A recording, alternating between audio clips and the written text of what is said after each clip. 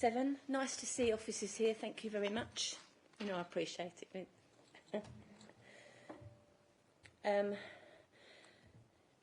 Just to know that we are being recorded tonight.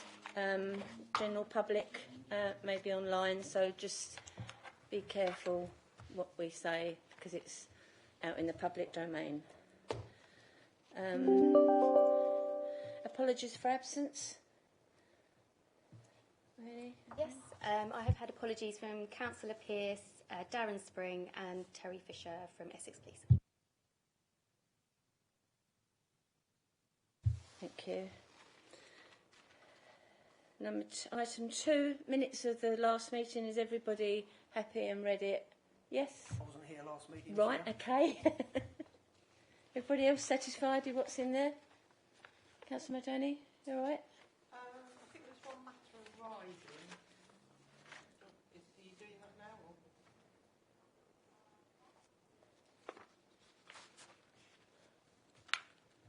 Is this true with the minutes? Yeah, it's fine. So the matter arising was that I asked for a breakdown from Inspector Fisher of the stats that he gave on the actions against nuisance motorbikes and broken down by ward, but I haven't had that.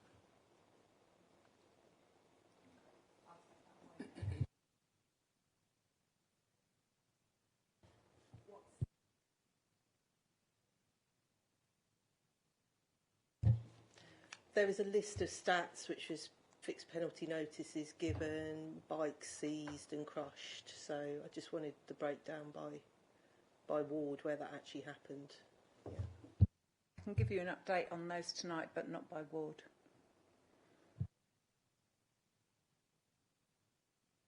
Councillor Modani, do you want it on ward? Can we do it, Michelle? Yes, I do want it on ward, thank you. Might help us to know what's going on. I've got to say, motorbikes were out over the weekend.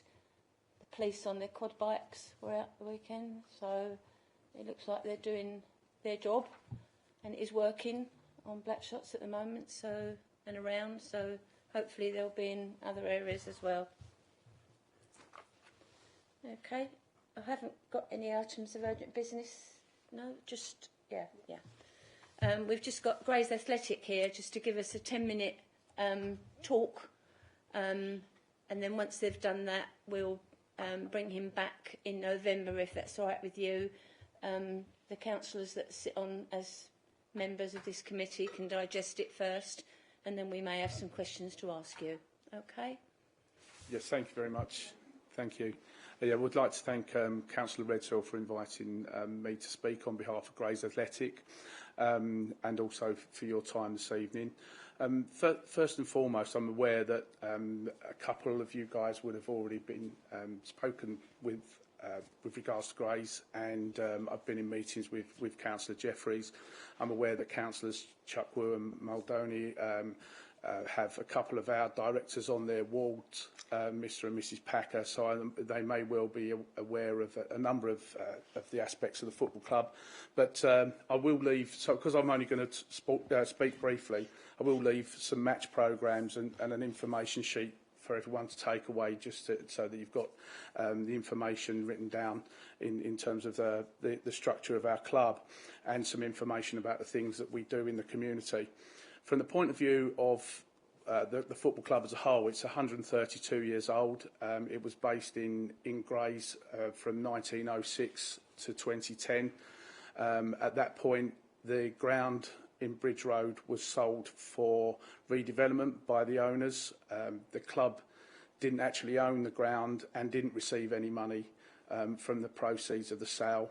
The Section 106 money that was placed by the developers into the arrangement, which was £511,000, but that was spent on other projects over the years. The breakdown of that is public record. Since that time, we've been trying to get another base for the football club. During that period, we've gone to being a 100% fan-owned football club, one of the few that is 100% owned by the supporters. The club's owned by 400 people on a one-member, one-share, one-vote arrangement.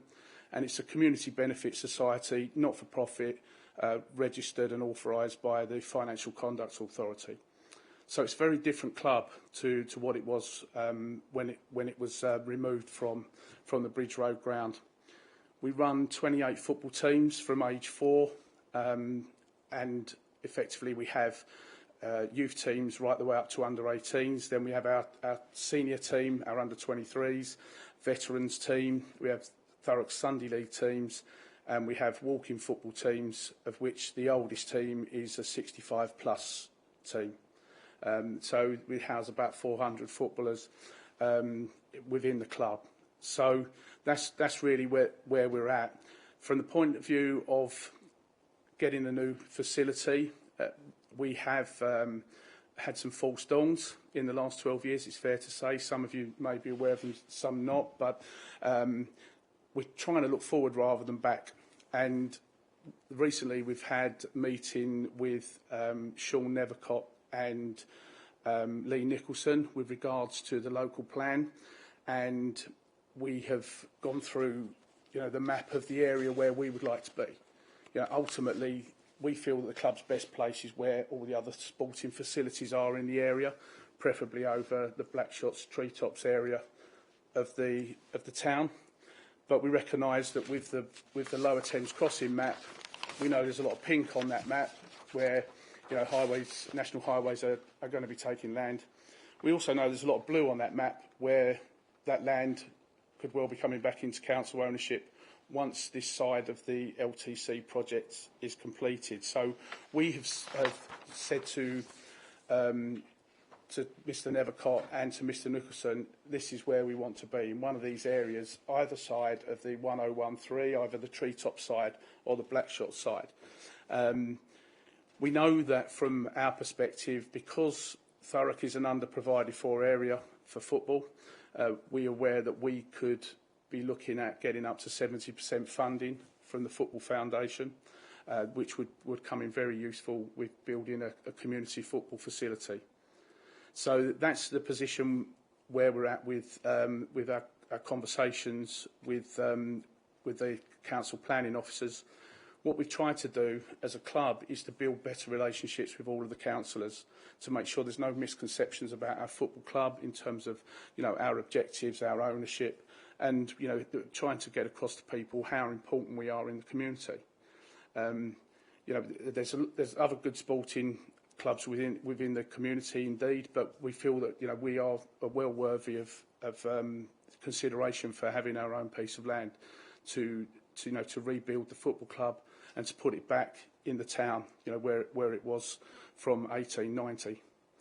So I think that the key thing for us is that when we're talking to our councillors, I go around the borough visiting clients, and I see many leaflets from councillors outlining their objectives for their wards, and many of the councillors talk about trying to eliminate antisocial behaviour, and we feel that sport's one of the best ways of doing that. With our 250, 300 youth players, we're taking them off the streets and into activities 3 times a week, 2 lots of training and a match every single week, and we feel that clubs that are doing that, be it ourselves or any other club in the borough, should really be valued. We know, with antisocial behaviour, the best way to eliminate that is to give young people something to do, and also it gives us an opportunity to monitor things. We have experience of some of our players being targeted with things such as county lines, and if you've got good teams of coaches and child welfare officers out there, you've got more chance of picking those type of things up and stopping it at root level. So that's where we're coming from in terms of the football club. It's just really trying to garner as much council support as possible for the councillors, to get behind any moves to get us back into the Greys area. And from our point of view, we feel that obviously that the actual committee here is looking at cleaner and greener. We think that you can put a community football facility together in a very environmentally friendly way. I'd urge you to have a look at Prince's Park in Dartford, the other side of the river, which is one of the most environmentally friendly stadiums in the UK, set further into the ground to eliminate noise and light pollution, uses solar panelling for heating, rainwater for showers and the like. It's won quite a lot of awards, so you can put a stadium, not necessarily right bang in a residential area, but you can put a stadium that's environmentally friendly, particularly in the area over North Grays, and make it one that's not going to cause too much of a problem and can actually benefit the community as a whole. Particularly if you put it down as a 3G pitch, which is the trend now, because obviously you want to be able to offer that facility on a round-the-clock basis, which is something that obviously can't be done with grass pitches. Lastly, really, I mean, we know that our club has been mentioned a couple of times in a planning application over at Ship Lane, where a company are looking to put a pre-delivery inspection business, and we know that that's obviously not been passed through the council planning committee. It's been defeated on 2 occasions, so that's one of the false dawns. And there was previous ones that have not gone through council planning, but we're looking forward to trying to work with the council officers and councillors to get a more positive result at some stage going forward. Hopefully that's given you a little bit of background. Please feel free to take one of our match programmes and also a sheet which outlines our setup and all of our teams. And that's me done, and thank you very much for your time. That's okay. I'll leave you guys to it. Mm-hmm. Thank you. Okay.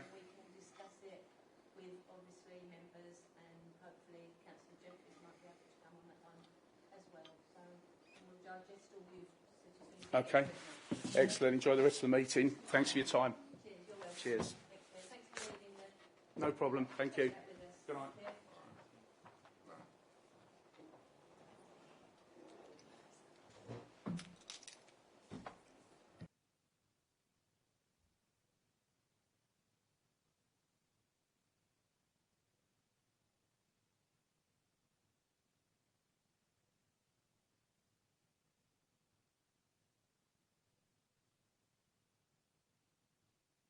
Okay, item 4, declarations of interest. Are there any for tonight?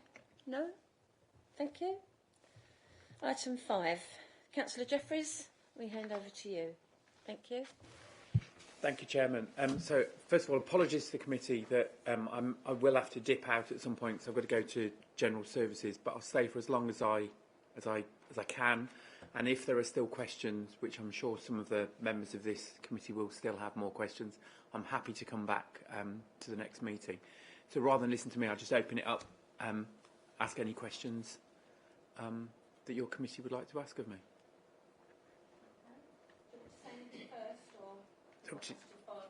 No, just fight. I mean, if I'm just sat here waffling, I'm taking away time for you to ask questions. So.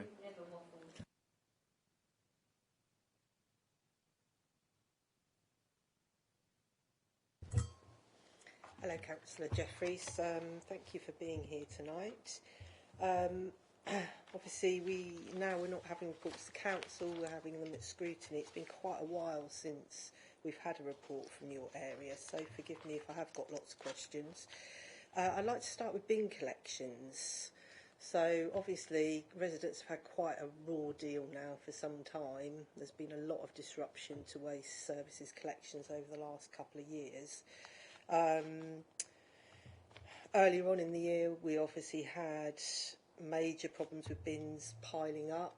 After a little bit of confusion about workers being on a go slow from one Conservative councillor and a couple of other things, the council seemed to have settled on the fact that it was all down to the protesters, although other sources felt there was minimal disruption from the protesters. The question that I'd like to ask about that is what contingency plans were in place to stop the impact from the Just Stop Oil protesters on the waste collection services? Thank you, Councillor. So just to set the record straight, I certainly have never suggested that the waste crews were on a go slow or they were at fault for any of the problems that we had with the waste collection. I never said that. Protesters, I don't think anyone could have planned for what the protesters did. I mean, their final bit of action was to actually dig a tunnel, which the people that worked there, the people that are travelling up and down that road every day, the police, nobody saw them actually digging these very, very extensive tunnels. Once they become apparent, we were able to take action. You know, we were able to take bin crews were able to access the site from a different road.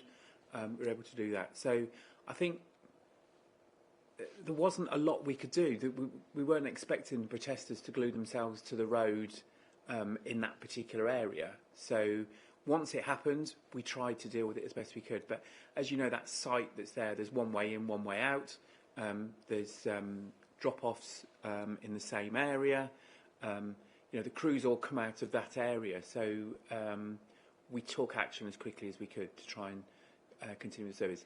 It didn't have the impact of completely stopping the whole service, but it had an impact on a very short period of time when we should have been collecting bins. It was quite a long period of time, actually. I mean, it's right from March through to August, I think. So it's like several months we had of disruptions. So there was no... So if I just want to come back on that straight away, actually, that wasn't all down to protesters. You know, that was down to numerous issues that we've had over the last probably 12 months. It wasn't just protesters. Again, I come back to what I said earlier. I've never said it was a go slow, and I've never blamed the problems that we're having in the waste service entirely on the protesters. They've exasperated it. They've made it even more difficult for us to collect bins. That's not just the sole reason for us not being able to collect bins. What were the other reasons? A whole host of things. There was, after the industrial action that was taken, there was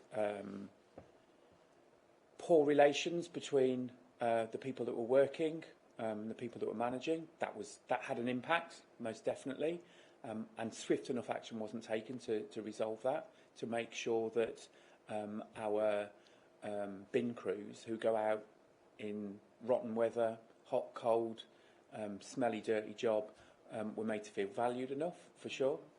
So that needs to be addressed. There were certainly issues around some of the management of the sites. There were issues with... there were employee issues that needed to be resolved. If I can put it like that, I can't go into detail for obvious reasons. And then also the other thing that's had an impact on us is drivers. We've had a shortage of drivers. If I just give you one example, you know, there are other councils around this area that are also having problems in recruiting drivers. They're able to pick and choose where they want to go, and probably driving a dust car is probably not top of their list. They want to go elsewhere, so we've had that problem as well. The other issue that we had, and I'm pleased now we have got on top of that, we did have a lot of agency staff, and I'm a great believer that if we've got agency staff, if we can, we actually make them permanent employees, so you get that loyalty, you get that trust. They actually want to work for us and do a good job. I mean, most of these people live in the area, so they're collecting the bins of residents, of people that they know, their neighbours.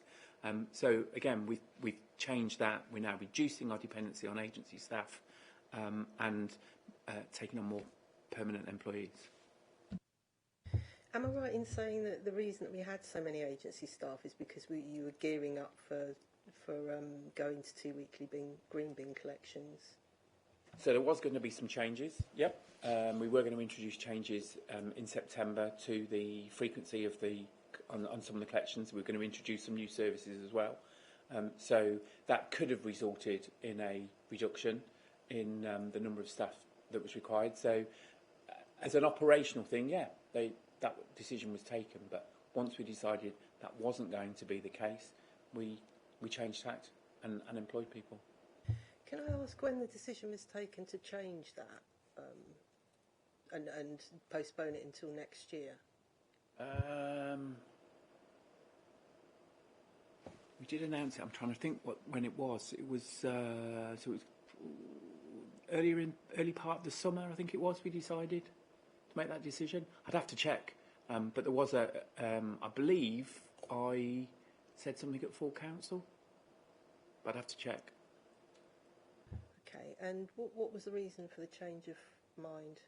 So the Environment Act that was coming through, that the government was doing, could change things significantly, to do with things like food collection, separate food collection, the brown bin collections as well. So with that doubt about, over those things, it was decided that we'd probably be best to hold off. The other thing, and I've made no bones about this, we weren't actually collecting the rounds that we were meant to be collecting. As you know, we've exchanged many emails over the last 6 months about bin collections. So I personally felt that with the uncertainty of what the government was going to actually do and ask us to do, and also we needed to stabilise the service and make sure that we were collecting the bins on a regular basis. I'm a little bit confused about the Environment Act, because obviously I can remember, even a couple of years ago we were anticipating the Environment Bill as it was then, but that came into law in November 2021. So what is the uncertainty now around the Environment Act? So there's potential further changes that the government might do. They may introduce, for example, if they may provide additional funding to councils for collecting waste. So we felt that rather than rush into it, we would hold fire.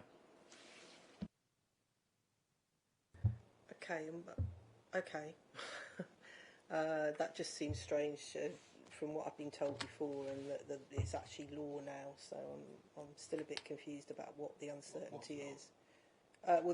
It's now the Environment Act, so it came into law in November. So what is now the uncertainty about food waste collection and...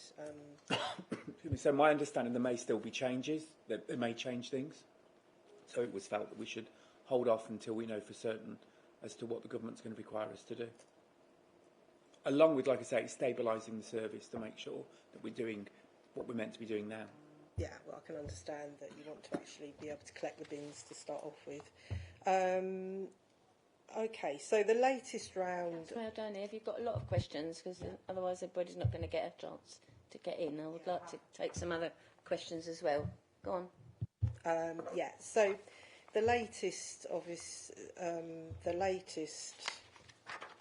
round has been at the beginning of October, where blue bin collection was suspended for a week so that brown bins could be collected, and now we've had like an indefinite suspension of the brown bin collection. When do you expect brown bin collection to be reinstated? Well, you'll be pleased to know that I took the decision yesterday that brown bin collections will start again as from next week. So from Monday, week 1 will be collected, and then obviously the following week it's week 2. We'll now be collecting all 3 bins again.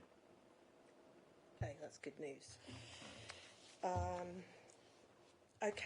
Moving on to... Oh, there was a question... You answered a question in the July 2022 full council meeting. Councillor Mahoney, sorry to interrupt you, but Councillor Jeffers has got to go and other people have got to get in. Could I just take some other questions and come back to you if we have time? Is that all right? Yeah. Thank you. Councillor Arnold. Hi, Councillor Jeffries. Just sticking with the bin service, but just sort of pulling away from that very slightly. The recruitment side. You said you'd had difficulties recruiting drivers. Are there now steps in place where you would regularly interview for all positions through the service, maybe pre-interview, get people lined up? Is there a plan in place now to actually get this? So these problems don't reoccur in the future. There are people ready to come. Thank you, Councillor, for your question. So yes, in a word, yes. What we are recruiting at the moment. We have recruited some some additional drivers over the last couple of weeks. We're also looking at loaders as well. But officers have assured me that what we're actually now going to do is make sure that we've got a baseline, and if we get close to that baseline, we then start to advertise and get people back in. Thanks, Councillor Jeffries. I think it's good that the brown bin is coming back. So I think that was what people were quite worried where they were going to put that. I know you said they can put it in the grey bin and whatever, especially the food waste. So that's a good thing. It's also good to hear that perhaps you're putting things in place to make the bin men or whatever refuse collectors feel a little bit more wanted. And I think if you've got that staff in there when they come in back from whatever they're doing, I think that makes them feel a bit better. They need to, every job you do, you need to feel that you're doing a job that is worthwhile. And I think most of us residents know how much they do and what they do. And most people will say they've got it easier now because they don't carry it on their back anymore. But I think it's, I think we all appreciate, we all went out in the hot weather, we gave them drinks and bits and pieces. So I think it's good that you're doing something to help the staff feel, because we're not going to take people on if they're not going to feel, it's not a very nice job to do. Nobody really wants to do it, do they? So I think it's good that we are doing something now to make them feel that it's a worthwhile job doing. You know. Your committee might be interested to know that some of the things we did over the summer was we introduced shorts, because they were having to wear long trousers, the protected clothes, so we've introduced shorts. There's water provided. Suntan lotion was provided during the... we've also looked at hats that have, the safari-style hats to protect their necks. And there's lots of things like we do across the whole council that, the people that work on our lorries are able to, feed thoughts back, so any comments or suggestions, and hopefully, officers start to act on that. So we actually listen to what our people are saying. Could I just say, just because Councillor Donny asked me about the brown bins, just briefly, the decision was taken to suspend the blue bins so that we could catch up, because we had a shortage of drivers, we had absenteeism, people not at work, so we weren't able to collect all three. So the best thing to do was to suspend the blue bin service, because people had got brown bins that were full of waste, get those out of the way, and we did that within a week.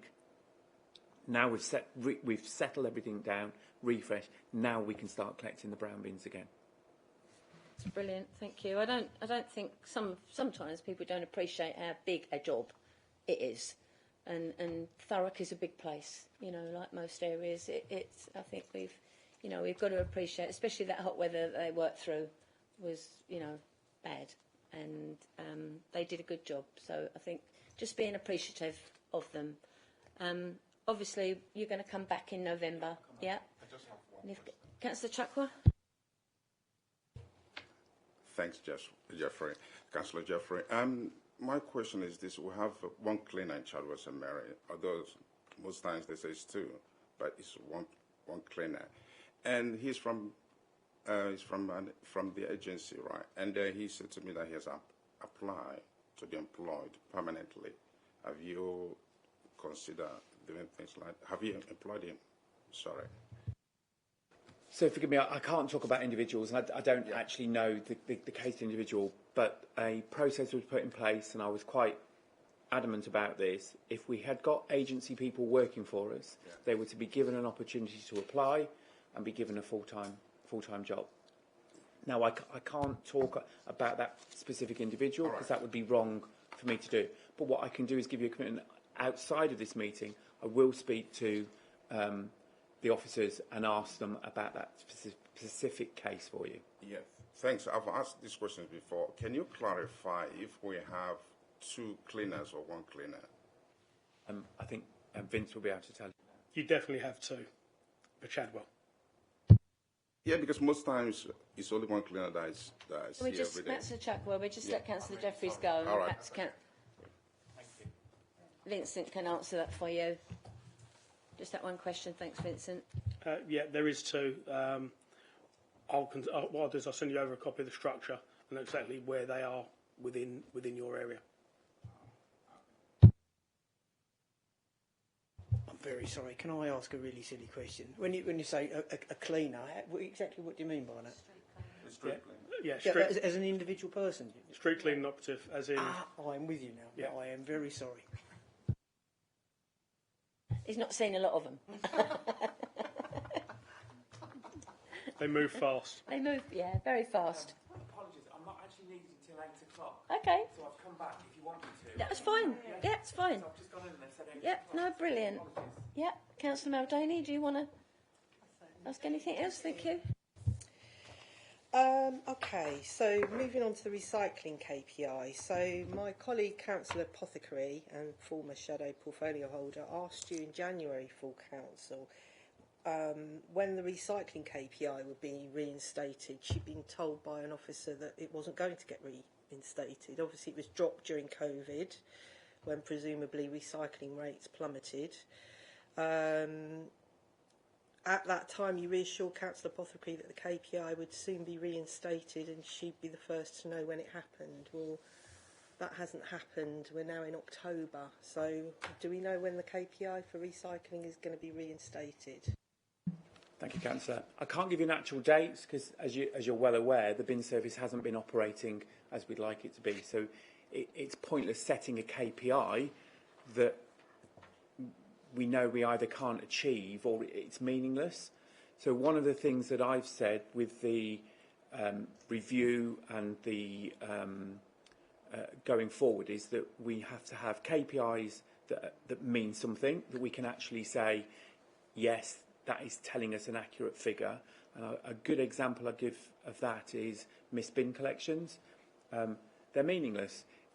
When you get a statement that says 99.8% of bins were collected, you know, I know, all of the councillors here know that streets were missed in their road. So how can that possibly be?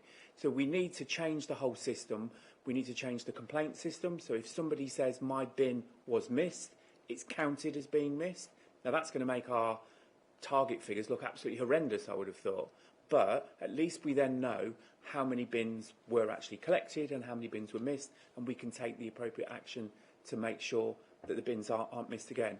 So for me, I want to set a KPI in recycling along with everything else when we can actually accurately say this is what our recycling rates are, this is our missed bin collections, this is, you know, whatever it might be, is accurate, and you as councillors can see a true picture of what's actually happening.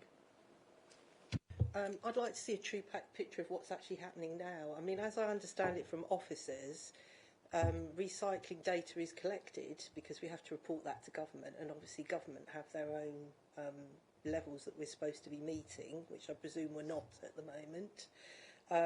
So I've asked for that data to be sent through to me on more than one occasion now, and obviously Jane has also asked, my predecessor. So can that recycling data actually be provided? Can that missing data be shared with me so we know what is actually happening? I don't really accept that setting a KPI now would be meaningless. We're already collecting that data, so why haven't we reinstated it so everybody can see what's actually happening with the service? So let me take that away and look at it again. But like I've said, I would rather give figures that are accurate, meaningful, so that people can actually judge the service properly. That's why we're holding off. But by all means, I'll have a look and see. I'll go back and see if we are able to release some figures to you. Because I mean, this isn't the first. This kind of what you're calling a reset or a refresh of the service. This is the second time we've been promised that the service is going to be reviewed and improvements are going to be made. We were told back in, I think, June, July, that there was going to be a full review of the service. There was an outside consultant coming in to do that, and they were already making improvements. But obviously, the problems have still continued, and then we've had to have another suspension of service to, again, try and get the service back on track. So I'd just like to see some hard data about what is actually happening. what happened with the review? Because in July's council meeting, you answered a question from Councillor Polly, where you said that you'd instigated a full review of services by bringing in a waste expert who'd already implemented changes and made improvements, and a report had been prepared for the chief executive, which was now on her desk, and with that a comprehensive plan of how you can deliver a first-class waste service for all residents. So where is that report? Why did it go to the CEO, and why wasn't it brought to scrutiny? So back in June, July, we did instigate a full review of the service to try and bring it back onto line. We have had outside consultant working with us that's brought forward a number of improvements already. That work is continued. We've now got a waste board set up, which officers are on, all dealing with various aspects of the service, in particular things like complaints and how we record missed bins, how we actually, how councillors should go about reporting missed bins, that sort of thing. So they are at the moment working, and the idea is they are coming up with improvements for the service throughout. They meet regularly, coming forward with ideas and suggestions. It will probably be later next year that their full, if you like, findings will come out. Although as we progress, anything that can be done straight away will be done. So the idea is that we are then able to look at introducing the changes to the bin service that we want to do. So what happened to the report that was on the CEO's desk? You'd have to ask the CEO. Okay. so there was you said that as part of that review there was a report prepared for the chief executive, so you had no idea what was in that report? I've seen parts of it, but parts of it have been redacted for employment reasons. Right, okay. So as a result of details that were in that report, some of the findings have already been implemented, some of the changes have already been made to try and improve the service. Right, okay, but still at the moment hopefully we are back to normal on Monday, but I mean, I think residents are going to take that with a pinch of salt after the last 2 years of disruption. So we don't know what's happened to that report, we don't know where the plan is. So the parts of the report I've seen, and parts of them, the recommendations in there have been implemented already. But the whole report I know I've not seen, because parts of it contain details about employment, and as you know, as a councillor, we're not allowed to see that sort of thing. Okay. So can you give us some examples of improvements that have been made? So some of the things that we've done is the health and safety representative is on site for men to be able to, men and women, for the workforce to be able to raise any issues that they might have with health and safety. There's additional training been put in place with things like Bartec. A lot of these are operational, remember, so it's not something that I would get involved with on a day-to-day basis. But there have been improvements made in the depot. As I think I said earlier on about improving the working conditions for people so that they actually make them feel wanted and valued. So they do actually want to come out and work.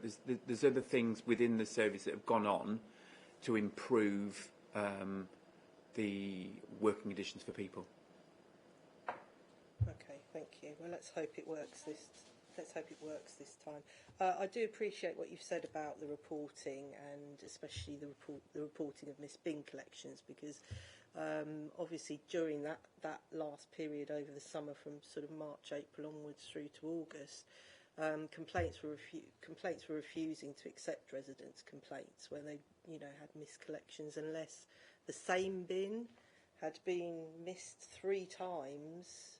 The same colour bin had been missed 3 times in a month and had been on 3 consecutive weeks. 3 consecutive weeks, was it? Right. Yeah.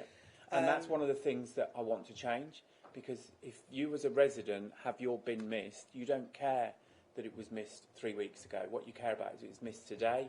what we're actually going to do about it. Yeah. The other thing I'd come back is that, I mean, at the moment, if a bin is missed, you shouldn't have to report it immediately because, okay, we collect them at 6 o'clock every day. You know, your bin gets collected every Wednesday at 6 o'clock. Next Wednesday, the bin lorry doesn't turn up at 6 o'clock. People then want to report it, but it may well be that there's been some slight changes to the route that somebody's taking, and it will be collected at 11 because the men don't just work, or the crews don't just work for a few hours a day. They're there all day long. So it's explaining to residents that if your bin isn't collected at 6 o'clock like it normally is, it's probably going to be collected later that day. And if the whole road is missed, then we're back the next day because we've got the data to tell us that Church Street has been missed, so it will be collected then the next day. And it's how we actually say to residents, don't report your missed bin because it's going to be collected. It's at what point do they report it so that it's flagged to people. That's excluding things like assisted bins. They're different. We need to make sure that we get a reporting procedure that fits all people. I mean, residents can't report bins the same day of collection anyway. They can't report until the next day. And they can't report if the whole street is being missed. So, and that's what's got to change. If you've had a missed bin, you've got to be able to report it. If they come back and say to you, well, actually, it was your whole street, we're going to come back tomorrow and collect, that's what residents need to know. What they don't need is to be told, a sort of standard letter that says, we'll be back next week. They don't need that. They need more detail, and that's what I'm determined to change. From your answers, is it safe to say really that we may not see we're not going to see all the improvements from Monday because you're talking about sometime next year now, before the waste board will make a lot of the improvements. We certainly do need to get the reporting sorted out, and obviously this fantasy figure that we've collected 99% of the bins, which has been reported for years, I guess that was not true. It's just simply not true, yeah, and we've known that for ages. Hopefully moving forward it will be true that we are getting 99.8% of bins being collected. Yeah, when do you foresee that happening? Well, if I've got a crystal ball, I can tell you. As soon as it's practically possible, that's my aim. That's what I want to aim for. I think we've also got to put a good spin on this, that residents are good at recycling and our blue bins are full every time. So we are getting better. As residents, we are getting better. Our grey and green bin is not as full, and the blue one is full. And obviously the brown bin, I would think that most people would be glad it would be back next week. Most of the time through the winter, you don't use your brown bin, because you don't. Some people have big gardens, some have not. But I think it's. But how do we know that recycling is good? Because we haven't been reporting recycling KPI We since might not the have done, beginning but of COVID, I think we've got got to, no data. I've got no. Well, no, but Andrew will come back with the data when he's got it, I'm sure. And I think that we can see the bins are full of waste to the top. I know my blue bin is always chock, and I'm only on my own, but my bin is always full, my blue one. But that also shows me that we need to get to some of the companies who keep packaging the stuff, that we don't need all the packaging that we're getting, So I think sometimes we've got to question people like Tesco, Sainsbury's, all these. We've got to question them about what they pack things in. It doesn't need all that stuff, and I think we've got to turn it on its heel sometimes. But I think as Thurrock, we are doing quite well. I think. Or you want your KPIs, but if Councillor Jeffries can't produce that right this moment, then I think just give him time to get that together. I think he'd rather give you a accurate view on it and not something that he's pulled out of the out of the sky and give it to you, because he could give you anything, and say that this is how it is today, and because it's not true. So I'd rather wait and see a proper KPI than see something that's not true. I think we need to be clear, Councillor Redseal, that we don't know what our recycling rates are because it's not getting reported publicly anyway. As I understand it, the data's being collected, but I'm not allowed to have sight of that. We've been asking for it since January this year, at least. So, you know, we just need to be clear that we can't say that our recycling is doing very well if that data isn't being reported. I mean, what's that based on?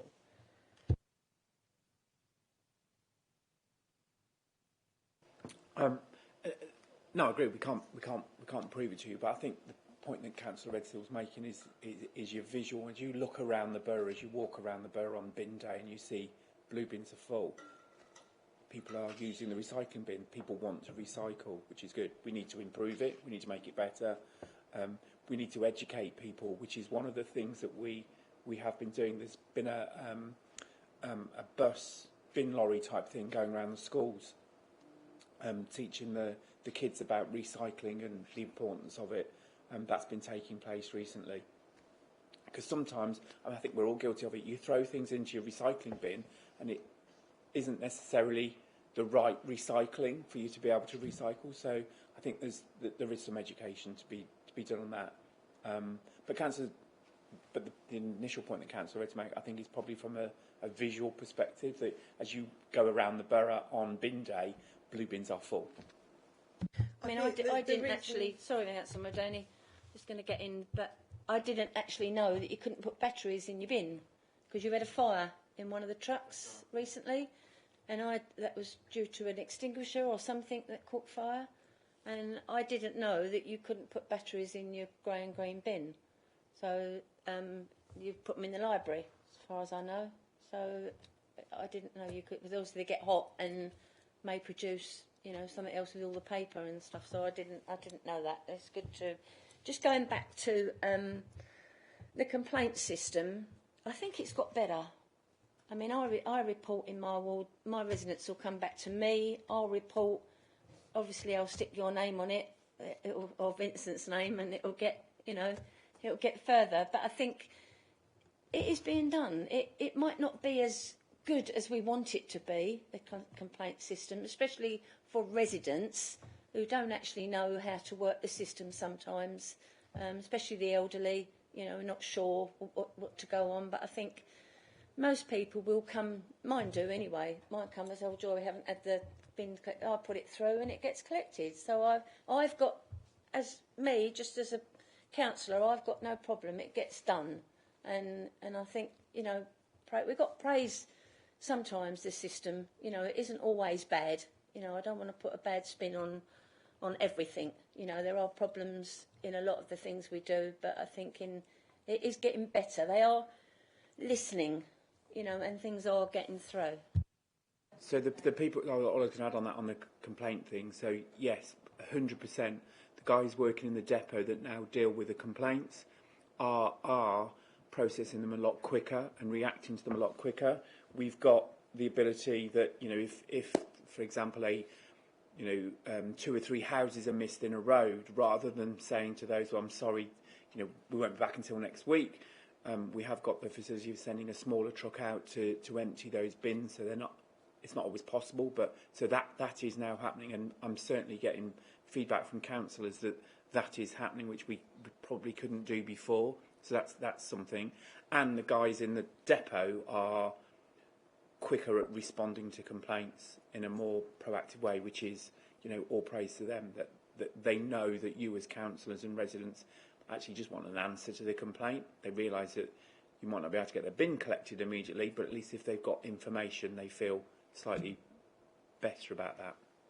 And I think sometimes, Andrew, I get people come back to me and say, oh, bins have gone, Joy, thank you so much. I pass that to Vincent, he knows, you know, I'll pass that on, because I think we don't give enough. We're always very good to complain, but we're not very good to praise, you know, so we don't give people, you know, the chance to say, oh, well, that was a good system, it worked at that particular time. Yeah. I'm the first one to, if it's wrong, I'll complain, but I think we should say to people, if they've done a good job and it's been picked up, we're very sorry it's been missed. I mean, sometimes it's just because of a parked car.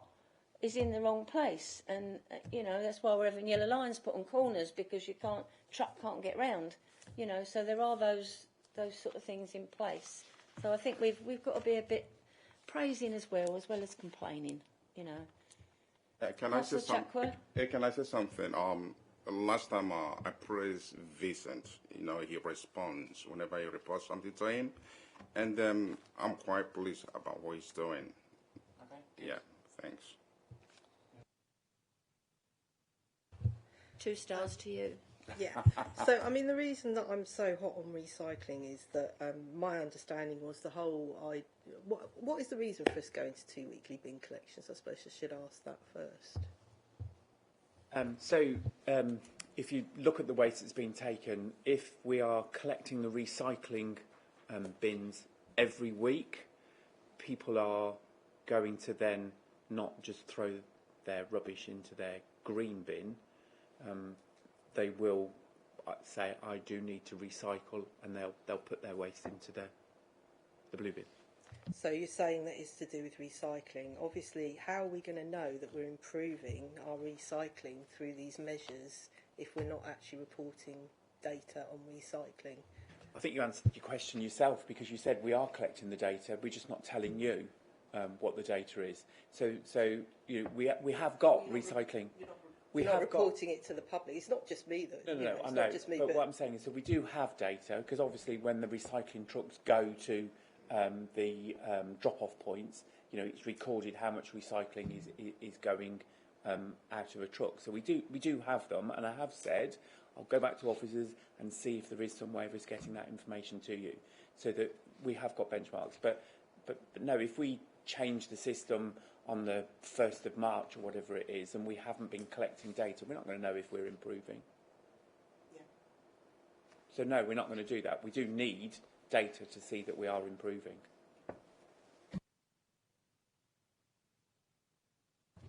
So I'm just thinking of your time, Councillor Jeffries. Have you got to go? Has anybody else got any questions?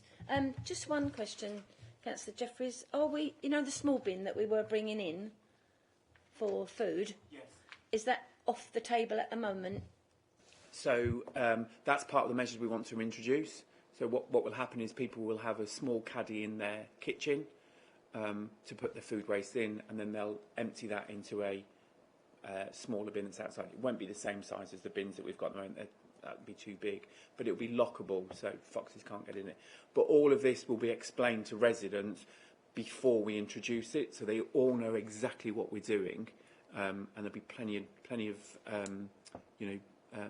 social media, advertising, teaching residents what we're actually going, or not teaching, sorry, that's the wrong word, but informing residents of what we're going to do.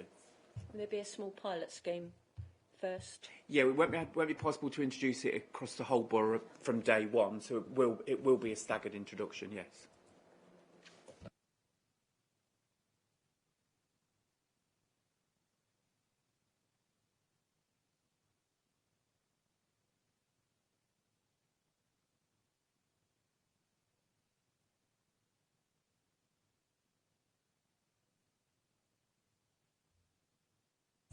Thank you. Good evening, councillors. Thank you for giving us the opportunity to provide you with an outline of the activities and successes of the council-funded additional Essex police officers. As you will be aware, there's 4 officers and they're deployed as part of the town centre team within the community policing team in Thurrock, and they're a dedicated resource for Tilbury and Purfleet. This was a decision taken jointly between the council and police based on the most vulnerable areas at the time. These officers are deployed in addition to the police-funded town centre team, which consists of 1 sergeant and 7 constables. The areas for the town centre policing were determined by the Essex Police Strategic Change Team, and within this, the initial allocation the towns covered were Grays, South Ockenden and Stamford-le-Hope. In March 21, the area of Stamford officers, their cover was expanded to include Corringham. The role of town centre team officers is to provide increased visible police presence, tackle antisocial behaviour, protect the vulnerable and tackle crimes against businesses. Since their inception, confidence in local policing has increased by 19%, And the case study within the report hopefully demonstrates the positive impact that they have had and been seen to deliver in Purfleet. The current focus in Tilbury is on the motorbike nuisance, and when I wrote the report, Op Savage had just been put in place. Since writing it, I can give you an update now that that operation has run a number of times successfully with both the support of the town centre team, or led by the town centre team, alongside the roads policing unit.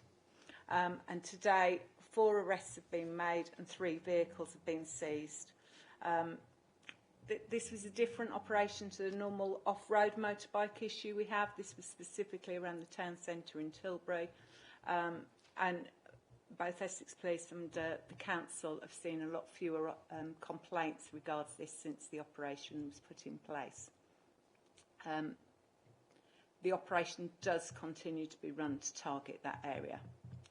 I'd like to draw members' attention to recommendation 1.3 in particular, and so whilst the report outlines the positive impact these officers have had, members might like the opportunity to consider a review to explore what possibilities you could identify further to that the additional funding can contribute to improving community safety and perception of policing across Thurrock.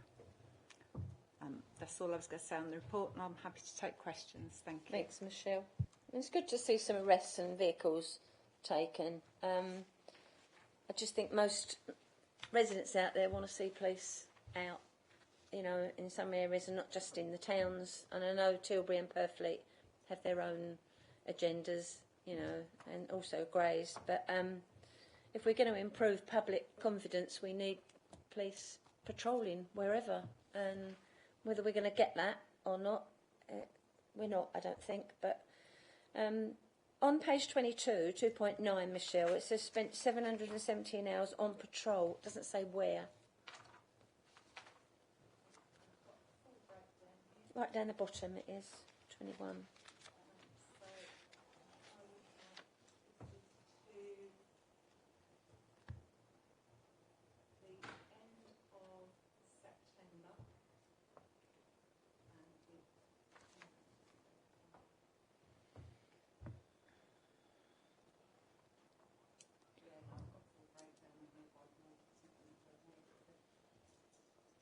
No? I'm not bothered. I don't have to be by ward. I mean, it's I just need to, roughly where they were. So the Tilbury, yeah. The areas for the town centre team, that's concentrated around Civic Square. The maps were basically. Yeah. And it includes Daisy Fields as well in that map. We've actually moved them temporarily from Daisy Fields to Quarry Park to include that area because there's some issues there. For Purfleet, it's concentrated around the Garrison and then it runs along London Road down to Riverside School. Okay. So they're very small concentrated areas, all of those town centre policing, and that's the whole reason for their section. Okay. Obviously, they attended 106 incidents. Can we know roughly what they were, or is there a breakdown of that? No. It breaks down at the moment school incidents, so it could be anything that the public have called in. Okay. Because when we get our police, yeah, it's going to be, yeah. I mean, when we get our police figures through, which tell us what areas the trouble's in, it just says suspect unknown. I brought it up with the police the other day. It just says suspect unknown. But it's going to say that anyway. But they know the car went missing, and they know how they got into it. But they don't know the person who took it. So it just, to me, they might as well leave the unknown suspect off there because it's just an incident and not suspect or known. It doesn't really mean anything to us, you know. So I don't see the point of putting that on for us. Is that the Neighbourhood Watch report? Yeah. Have you fed that back? Because I can do. Yes, yeah, I did speak to Councillor. I mean, that's not a report I produce, Yeah. and it's a standard report. I think that something you can feed back if they're not.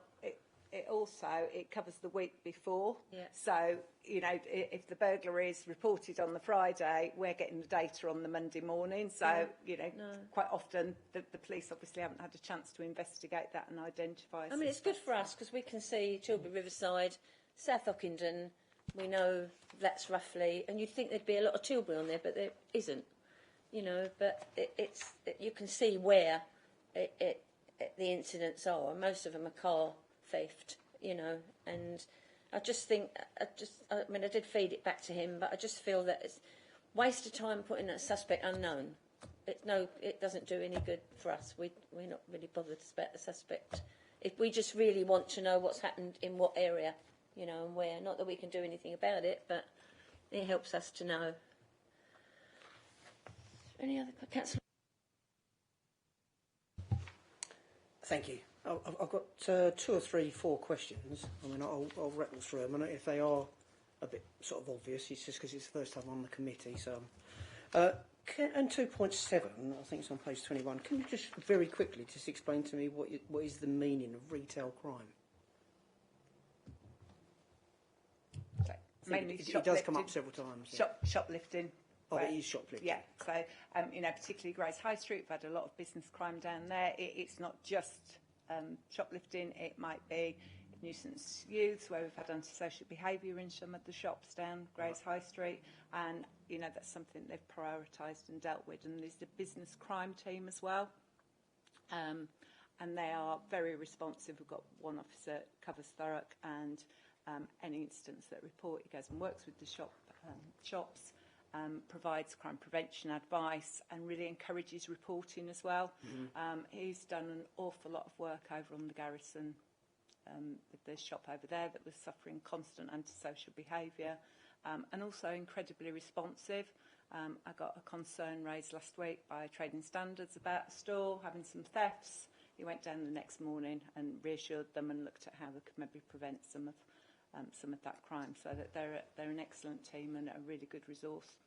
Okay, thank you. I mean, yeah, it's kind of that phrase is just an all-encompassing kind of phrase, right? Okay, just coming back to 2.9, the 717 hours on patrol.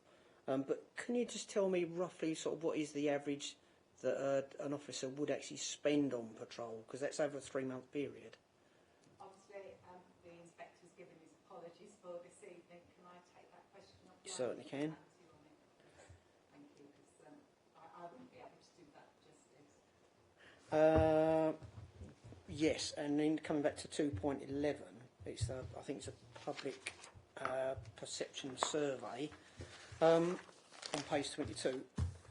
I think I just need to tip my word in. I think it's an Essex police public perception survey, but do we not do that for a similar survey for a Thurrock residents and actually break that down so it's more localised for us? That is Thurrock's data, and the one that's in the second report I'm presenting is more detailed with all the information in there, and we receive it quarterly. Okay. I'll tell you what, I'll just make sense of my scribblings for the next question. I'll come back on that one. Thank you. Councillor Muldowney. Thank you, Chair. Can I just ask how the police are funded? Is this from the council tax rises? I mean, obviously the ones that are funded by Thurrock Council come out of taxpayers' money, but the police part of that, have they been funded by the council tax rises? So the preset increase was detailed by the Police by a Crime Commissioner, and went on a variety of different officers across the whole of Essex, so some centrally based, some local based. I think that would have to be raised at the PFCC to give you the detail on that, because that's not something I, as Community Safety Partnership Manager, hold locally for Thurrock, I'm afraid. Come in on that, Michelle and Councillor Muldowney. At the Police, Fire and Crime panel, you get a chance to speak as a member of the public. And nobody ever turns up. I sat on that for 10 years and nobody ever came. That is to me, that is terrible, to think that you have a window that you can use to actually physically speak to the Commissioner and members on that committee, and no one ever asks a question. And there's only the people, actually members that from all over this part of Essex sit on that and ask questions because of their asking for wherever they come from, Rochford, Canvey Island, Thurrock. We all sit on that, and I was just astounded that nobody comes. It's a bit like our full council, isn't it? We don't get many people. They don't. I think some people don't even know they can come and ask questions. So you can go. You can speak and go there. You know, it's very good. You know, committee. Sorry, the Police Fire Crime Commissioner does come out to every district at least once a year. Unfortunately, due to a period of mourning, he cancelled the last one, so he is due to reschedule and rearrange. So it might be appropriate to ask him to cover that as part of that public meeting that he attends. I'm happy to do that and ask the office to cover that, if that assists. Yeah, I did hear from Gary that he's managed to get him to come out here. I think He's that really took quite a good. lot He of will effort. come if you ask him, Councillor can Danny. I- He's very good. Can I? Yeah, but I'm just Can I saying, ask the question he that I will was come going to ask out without if you being ask him interrupted? to come out to speak to a forum or to speak to something. He will come. Well, we've invited him to our Chadwell forum on many occasions. He's never come, so I do have to disagree with you there.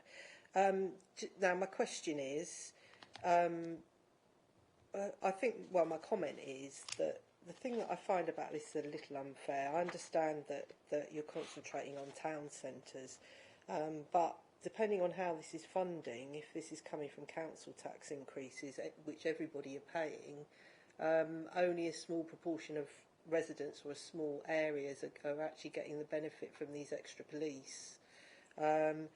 I mean, we had 2 arson attacks on the new playground in Chadwell over the summer, and following that, our community forum actually did a survey, an online and an in-person survey about how people felt about policing in Chadwell, and I'm sure the police are aware of this from their own survey. The online survey said that 81% are not happy with policing in Chadwell. 9% didn't know we had any police, local police in Chadwell. 3% said Chadwell was becoming a lawless town. Only 1% were happy with policing. I've tried to get some of the police resource for, you know, just some little operations in Chadwell, and, you know, have had no success. There was one that we managed that they were going to do a little pop-up operation, but unfortunately it snowed on that day. Otherwise, I've had no luck in 3 years, and it just seems a little unfair to me that if all residents are funding these extra police, how do we actually get the benefit of that? Or Again, really, you know, I'm a council officer, not a police officer, so difficult for me to answer, but by putting in additional resources into a town centre team, it obviously does alleviate the pressures on the community policing team, and there was an uplift in our community policing team numbers as well through that precept. Just in terms of Chadwell, Operegi has been running, as you're aware. Deployments have taken place, and they were more around trying to address the community's concern around that perception that there was a lack of visible policing presence in Chadwell. It is ongoing, and hopefully you're starting to, you know, your residents will start to see that, and, you know, will be reflected in future surveys. certainly, you know, the Police, Fire and Crime Commissioner and the inspector and the chief inspector were invited to forum meeting to discuss it after it happened, and neither were able to attend, or the inspector, and then they were going to send along the local policing, and nobody turned up. So it was really it was really quite bad. In terms, residents basically feel that the thin blue line in terms of Chadwell is now non-existent. So I mean, I know where Councillor Modane is coming from, but I think that little bit of play area you've put in there, I think perhaps the forum could have put a camera in there, up there, and some lighting, because I looked at it tonight in the dark, and there's children playing over there in the dark, you know, and I think perhaps with some of the money from the forum, perhaps within that play stuff, I know I did at Blackshots when we put our play stuff and everything in there, we actually put a camera up there and some lighting, because I think it's no, because the police can't be everywhere, you know. We wish they could. and we'd all like them to be there right at that moment when it happens, and it can't happen. So, but I think perhaps there might be something with the funding, Councillor Muldaney, that can ask if a camera, because then it would go through to the two Chapel St Mary flats, the concierge there, it goes straight through. The plan was also always to go for another funding stream to cover CCTV, but we were prevented from doing that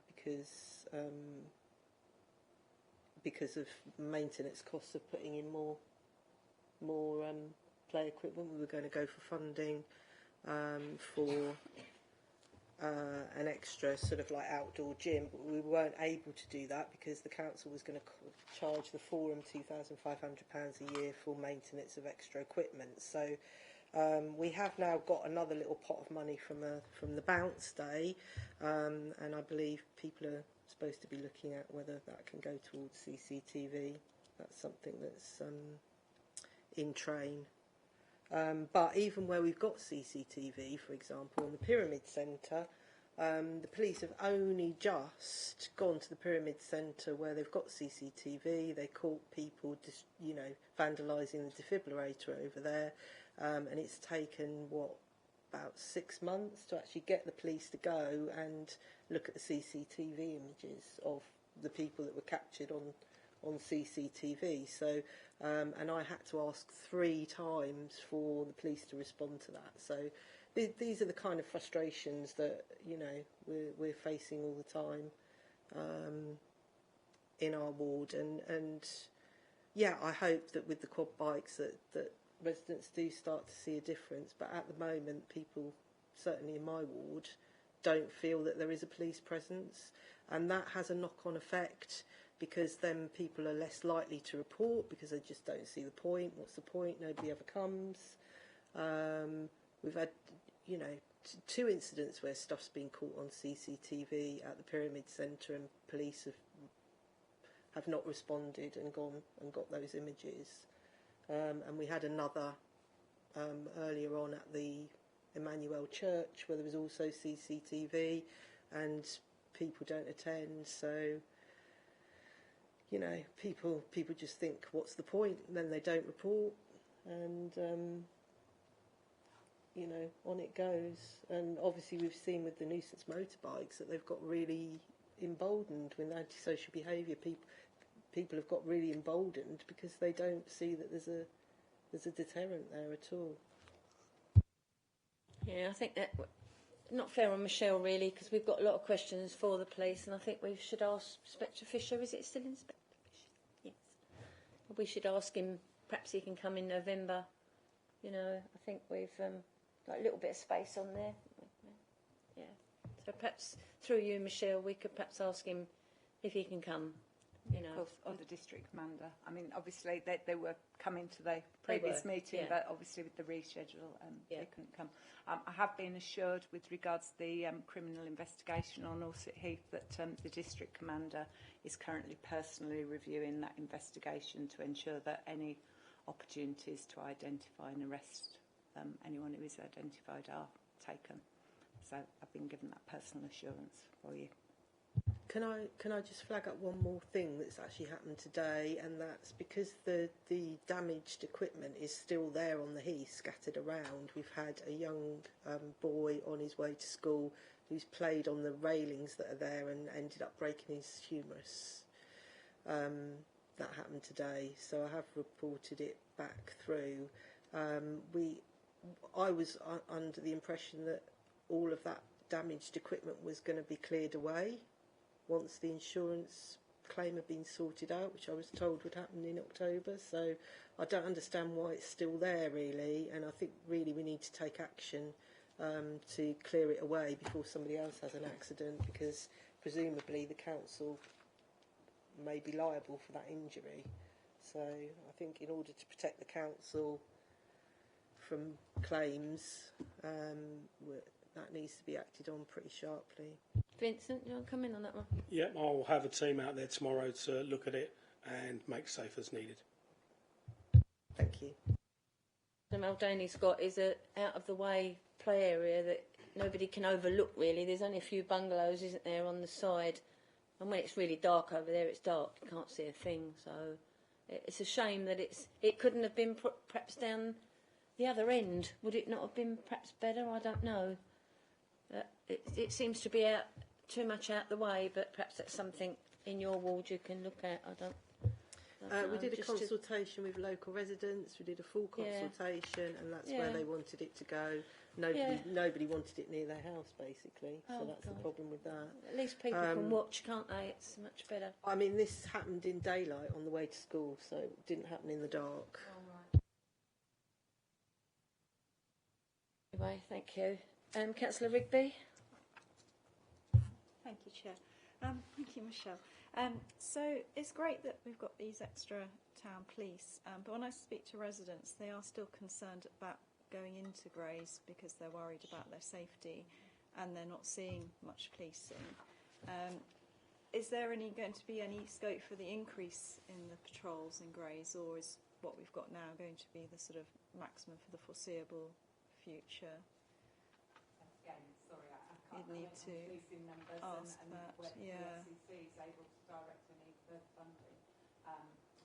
The town centre team are now fully resourced, as are the community policing teams. You've also got, on top of the town centre team, you've got your community policing team officers as well. What I would say about Grays, and I can tell you this about, we clearly had some issues down there, a bit of we had all the injunctions against the C-17, we've had a re-emergence of a new gang around there. Sorry, I'm just looking at the report, I think the exact details on it. Off Overwatch has been running in Grays.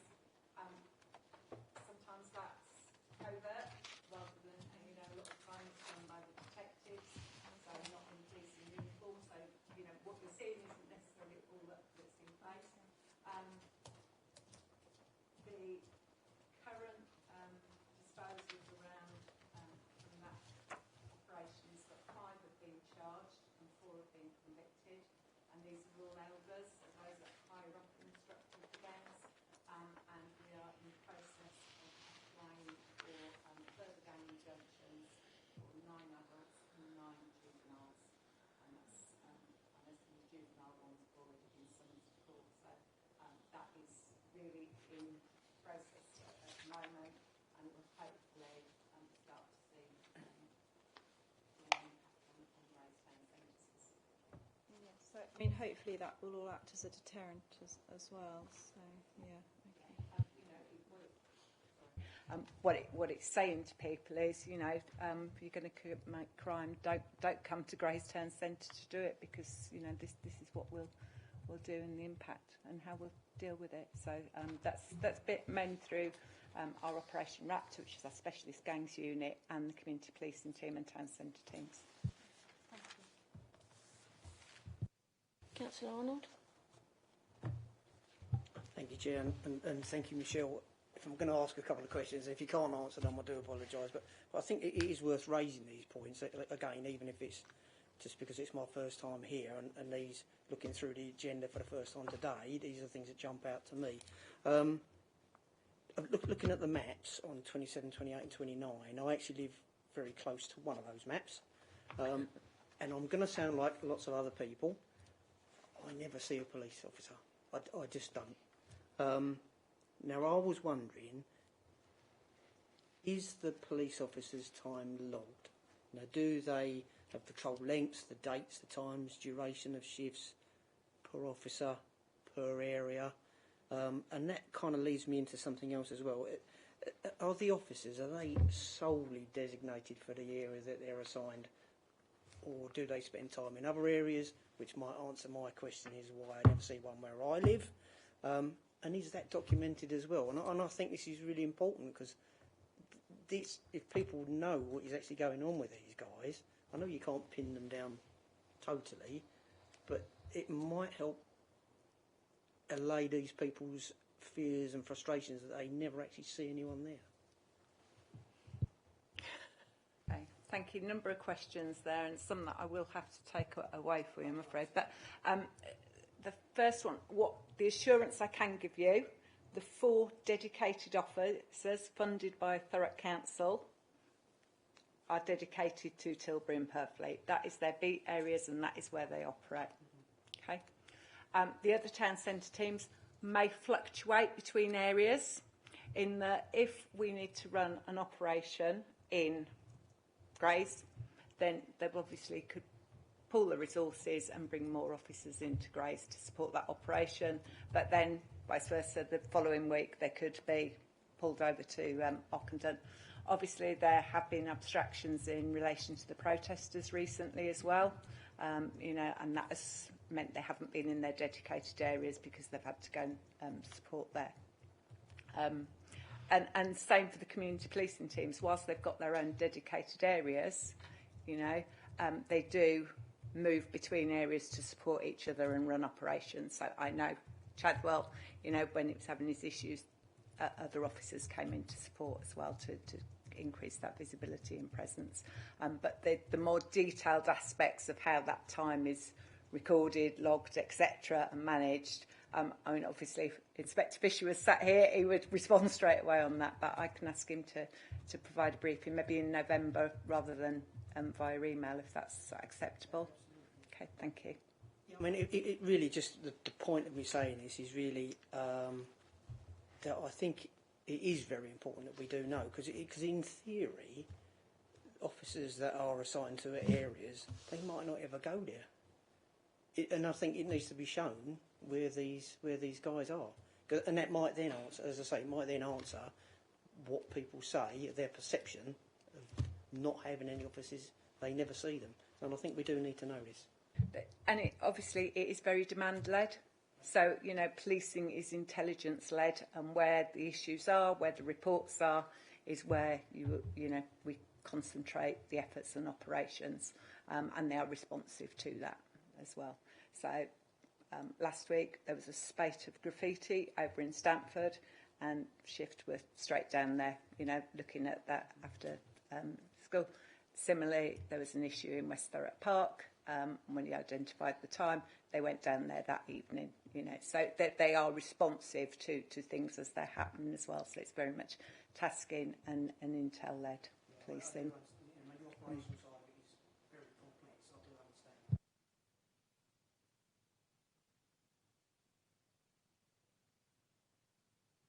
Thanks, Michelle.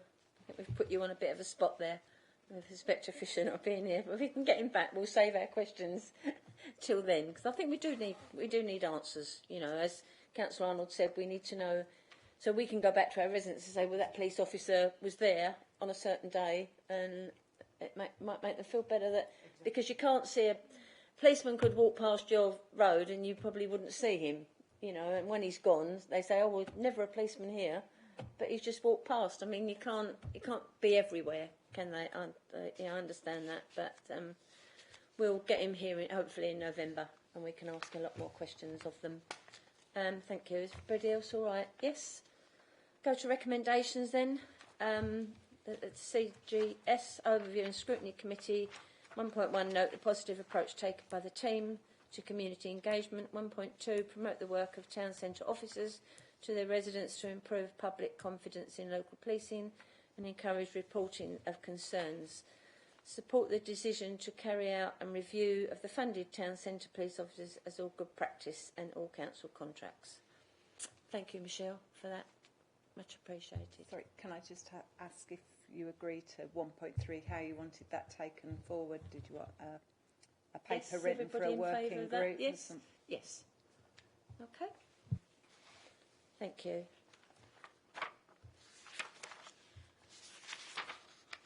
Now we've got you again. Yes, your turn.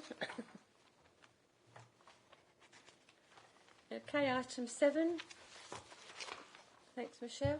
Thank you. So this report is to provide members an opportunity to review the performance of Thurrock's Community Safety Partnership and an overview of the priorities and the planned activity to address them. Community Safety Partnership has a role to play in preventing and safeguarding the most vulnerable in our society and from being victims of crime, abuse and exploitation. We welcome the alignment that we've seen with the health and wellbeing strategy in 22-26 and specifically Domain 6 in relation to community safety.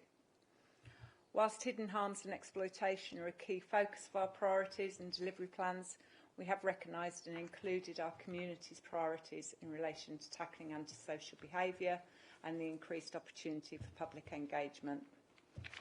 For this financial year, we've identified 9 priorities and they're articulated in 2.2 of the report, and the rationale for that follows.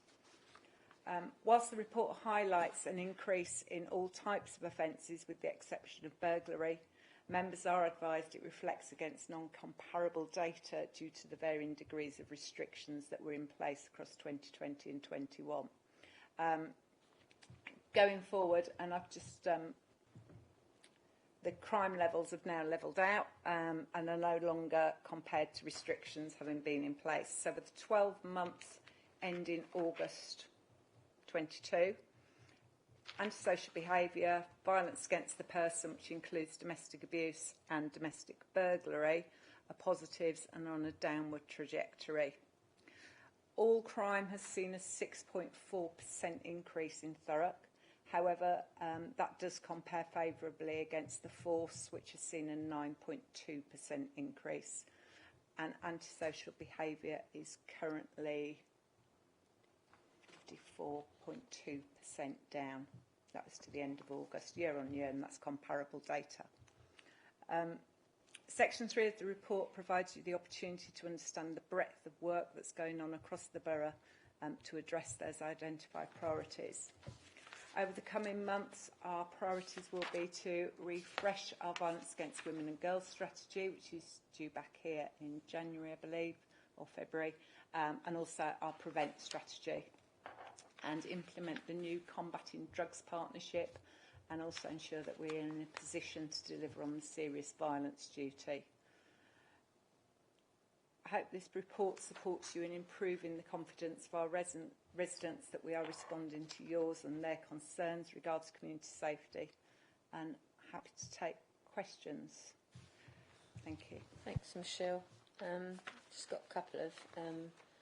not sure I actually agree with public perception survey results. Not my residents don't agree with that, I don't think. As we've said before, it's the perception of not seeing, you know, and if they're not seeing any police anywhere, I mean, I don't think I've seen a policeman in my area for a long, long time. See a police car shoot past every now and again up the, you know, up the A13, but I haven't seen any. I just think if we've got Inspector Fisher, we can perhaps ask him, because I just don't think... I'd like to know who they ask to get these survey results, because I don't think in all my years of living in Thurrock I have never been surveyed, you know, so I'd like to know where they do their survey from. The violence against women and girls, men and boys, are just put in there because we did a training session on... I was actually shocked. I was more shocked because not a lot of people turned up for the training session and not many people go, and I think it sort of shocks you to hear the things that are happening that we don't know about, you know. So I advise members, you know, if there's some training session, please try and go, or try and listen to it at least. That's really all I've got on that. Others come in. Councillor Mildred. Thanks. On page 34, Michelle, the 22.4% increase in stalking and harassment, is that in Thurrock or across Essex? These are all in Thurrock, are they? Right, okay. I mean, that's something that has been being fed back, that there's that this is going on sort of by people, but it's a bit shocking to see that there in black and white. So, I mean, if I obviously, just come in there was a change in the way it was being recorded as well. Right. So that did see some increase in it as they recognised there was a need to make sure it was clear and identified. And I think it's levelled out now, and I can come back to you 2 seconds and I'll try and open it while you ask me the next question. But I think it's levelled out now. Right. So does that mean that sort of previously it was underreported, probably? It was just the way it was recorded. So all police follows the same recording system. So there's a change brought in nationally regards capturing stalking and harassment. Thank you, but it's not like cases are being invented by the way that the reporting's changed. It's just probably capturing more reports. Okay, yeah. Okay, so we've got a more accurate figure on what has been happening. That's good. I mean, the priorities seem reasonable and evidence-based, so I think you're on the right track in terms of the priorities. I've got no reason to doubt the public perception that only 34% feel well informed about what the police are doing in their area, and the other one was residents want to see more police on the beat. I'm actually surprised it's not more than 76%, because I think everybody that I meet makes that comment.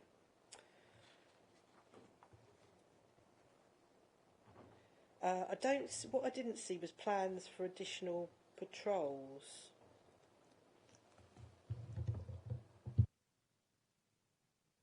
I think because that would be a policing plan, not a community safety partnership plan.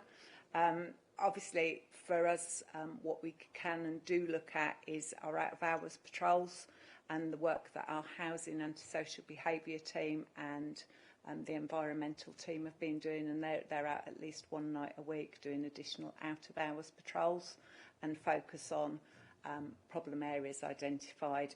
I know at the moment one of your areas is on there because of the nitrous oxide issues you've been reporting.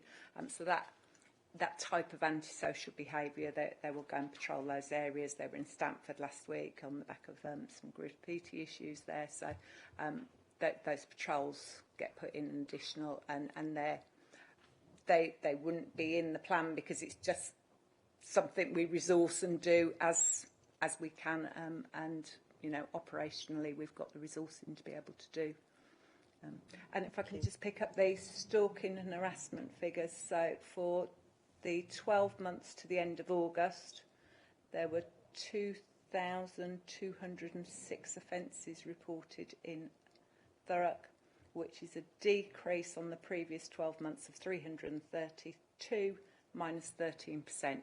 So it is now back on a downward trajectory, and that's like for like comparable data.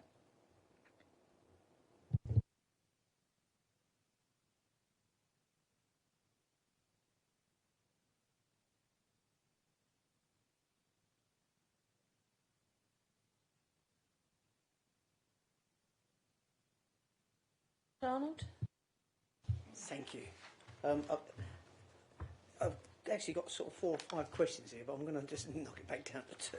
Because there seems to be so much information in here. It's you can just keep going, I think, really.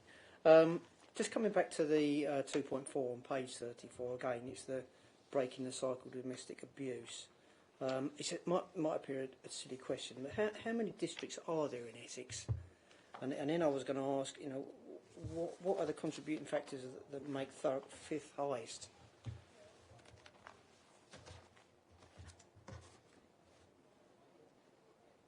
It's 14 districts, but 13 CSPs, I think. Community Safety Partnerships, Essex, Maldon and Chelmsford share one CSP. What makes Thurrock the highest? Very high.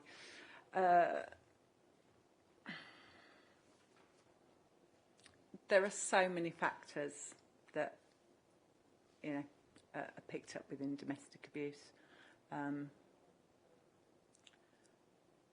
sorry. I don't I'm just trying to think of the right word. I mean, that's a real put me on the spot question, that one. But it's. I'm in there, Michelle. Right.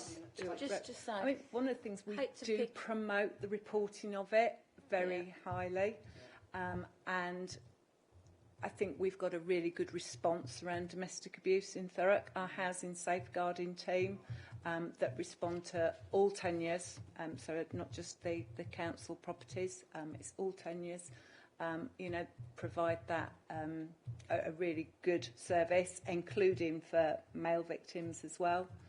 So I think that's one of the factors. But, we've got a lot of areas of high deprivation. There's a lot of social issues, as we know, in Thurrock.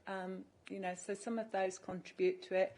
But it happens everywhere, domestic abuse. It cuts across all social aspects, all genders, But I think, we're strong on encouraging that reporting and the response, hopefully, that victims get when they come forward. Okay, yeah, that's fine. I didn't want to drill down on any too much there, but that's good.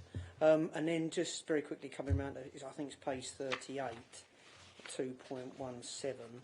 It's a bit of an odd question, it may be. Recorded burglary is falling. Why? Do you know why that is falling? Is it because of the burglars' fear for their safety when they're entering a house? Is it increased home security? Or is it greater sentencing? And are there any lessons that can be learnt from that falling figure that can then be applied to other circumstances?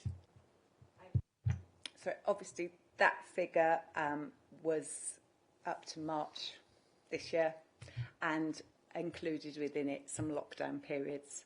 And one of the things we absolutely saw impacted during lockdown, antisocial behaviour increased hugely because, one, all the COVID breaches were recorded against antisocial behaviour, but also because we had an awful lot of neighbour complaints because people were at home. Burglary and vehicle crime plummeted. However, that has been sustained, and burglary remains... Sorry, flicking through this report. Burglary remains 4.1% down to the end of August. So, comparable years. So, one of the things...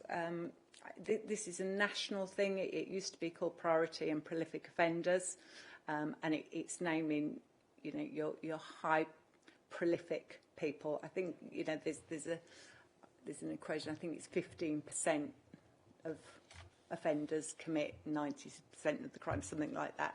It's a real high ratio. That scheme is now called Integrated Offender Management. There's one sergeant for the West area with 2 dedicated officers, but also with a dedicated probation officer as well, and they manage those prolific offenders.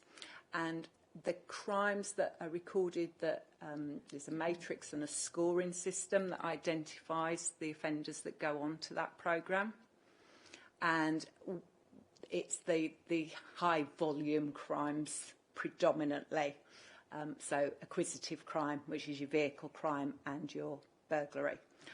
In addition, there's some new criteria being added around picking up violent crime offenders and gang knife offences, violence. And that's because it's been seen to work, that scheme. Now, they meet monthly, those officers, together to discuss each of the offenders alongside representations from the Drug and Alcohol Service, because that's one of the criteria that builds into that scoring.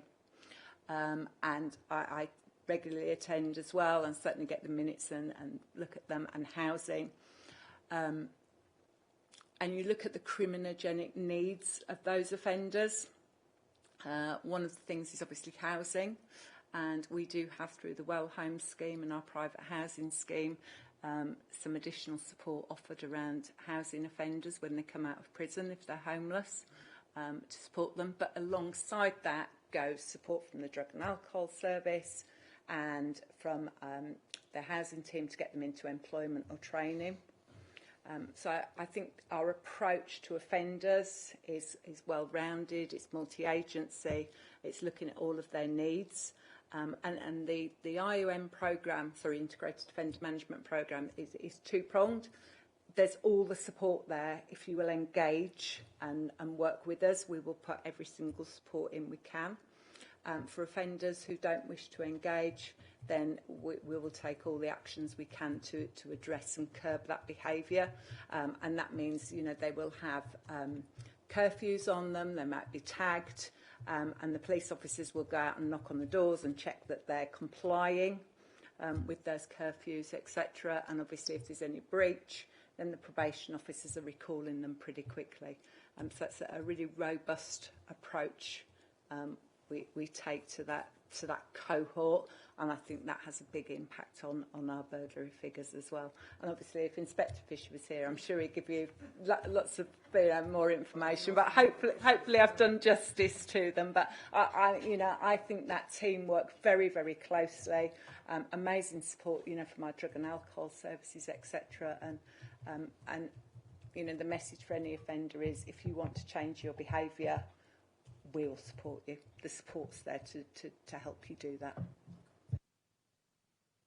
Going back, Michelle, on that of Councillor Arnold, what he said about, it's not always deprivation, is it? It's women, probably, and men as well, don't want to or can't move out of a home where they've got problems, you know. And I think, as we've said it before, Michelle, we have only one safe house that I know of in Thurrock. Is there any opening to do another one somewhere? That one I know about has been there for as long as I can remember, and it's out the way, it's covered up, not many people know about it, but I think perhaps there should be somewhere else. Is there not a safe place for them to go? Because it does make it, if you're leaving your home, you know, and the police will say, well, you shouldn't leave your home, but if you're being, you know, hurt in that home, you know, you've got no other choice, but there's nowhere to go, that woman or man will probably find that hard. So I just wonder if there's anything on the cusp of us looking at something else. I don't know why we've only got one place that's safe. I think what I would say is anybody who needs refuge has refuge places provided, and it's not necessarily in Thurrock. And you know, there are people that come into Thurrock Refuge that are from external to Thurrock.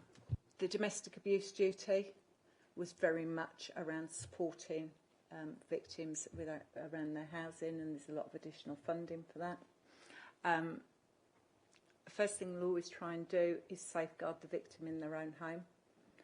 You know, particularly, you know, if they've got children in a local school, you don't want to uproot everything. So we've got a strong approach to sanctuary schemes, which allows victims to stay in their own home and that housing to be protected from perpetrator, alongside orders that can go in around them, etc. I think the report I brought previously had a full breakdown of accommodation and refuge for women, and you know, there was no concerns flagged that there was anybody left without the support they needed. I can recirculate that document if that would be helpful. Might be good, yeah. So that we know Happy that to. there's Yeah, it's just there's a one-page summary of it, but then it's a full report, so we can circulate that again. I'll happily do that for you, which just hopefully will answer that question, but also reassure you as well. Thank you, Chair. Obviously, it's sort of quite worrying to see that. Well, I think it's good that you've been listening. There's been the youth-focused listening project. It's quite worrying to hear that half of the respondents said that they were worried about being exploited by gangs. It's upsetting, really, to hear that our children are living with that kind of problem hanging over their heads. Obviously, you've spoken a little bit about what's happening with gangs and gang-related, and what's being done to stop gangs. But can you say some more about the emerging gang in Thurrock that you mentioned before as well, which is on page 34? that's the one I've just given the update on around Op Overwatch and say 9 adults and 9 juveniles being hopefully going through the courts with gang injunctions placed on them. So that's been addressed through that. If I can just pick up on the listening voices as well to sort of give you some reassurance that that project came about because of the work through Essex is one of the identified, I think it's 25 areas now, there was 18 areas across the country for additional funding for violence and vulnerability. So there is a violence and vulnerability unit for the whole of Essex, and that comes with it a lot of additional Home Office funding through the Police Fire Crime Commissioner. And we've successfully had quite a lot of funding come into Thurrock for various projects and continue to do so. It's very targeted geographically based on police data, so it's focused in Tilbury, Grays and West Thurrock. Part of that funding brought in an external company called Red Balloon. They're based in Redbridge and they work with young people out in the community, and they have been based in Koala Park and over in Seabrook Rise down on the fields down there. And they were the only 2 areas that were questioned, so this wasn't across all young people in Thurrock, it was predominantly the young people they were working with in those 2 areas. That funding's remained and we still have them working there. I've just secured a bit of funding for Koala Park to try and respond to some of those issues that were raised with the fact they wanted to see improved street lighting and CCTV, so we're looking at doing that into Koala Park. The other thing that came through was they wanted to see trusted adults, and we are in the process. We've secured some funding. We've had a meeting with the churches to look at bringing in street pastors. Now, if you know about the Street Pastor Project, traditionally it's very much nighttime economy based. It's where you've got, a huge footfall of people potentially causing violence on the streets, but also, can be drug misuse, etc., supporting them there. Clearly, that's not the approach we need in Thurrock. We don't have that sort of nighttime economy. So the idea is it'll be based in Grays around the station, but earlier in the evening as well. And for me, that will really give this trusted adult around the station area and High Street in Grays. So it's in discussions at the moment, but we have secured the funding for it, and hopefully our churches will come forward and want to take us up on that and put that in place. And I think that will support young people as well around there. Thank you. And the other thing we've done with those 2 areas as well, Seabrook Rise and down in Tilbury, is given some funding to the Duke of Edinburgh scheme. For me, I'm absolutely passionate about the Duke of Edinburgh scheme. I think it's amazing. It supports young people to see so many, give to the community, but also get so much from it as well, and value, and includes sports. And it's often run through schools, and some of the more vulnerable children maybe aren't so engaged in school, and the thought of staying on an evening, maybe isn't appealing. So we've been working with Rachel to identify, and again through Red Balloon, to identify young people that would benefit from funded places on the Duke of Edinburgh scheme outside of school. And I know five people from Seabrook Rise have taken us up on that, and it's just launched in Tilbury now as well. So and hopefully that will bring them into some volunteering as well in the local community, so then they'll take pride in the community, and where maybe they felt before they might have been causing antisocial behaviour, they've got that pride, and they'll everybody will benefit from that, where we're trying to target some of those more vulnerable people. So it sounds like huge numbers though, with 50% of those responding. Do we know how many responded? It was a low number, I can confirm that, but it wasn't huge numbers. Okay. But it was enough to concern me, and I think identified that the areas we're focusing are the right areas as well. Okay, that's good. And the other thing that jumped out of me really, also on page 35, was the 33% increase in reported hate crime. So obviously, you know, it's a crime that does go unreported. Are there any updates on that, or is that still on the rise? Hate crime remains high. Again, up to the end of August, it was at 14.3%, 544 reports, incidents. What I would say there is Thurrock has a strong response to hate crime.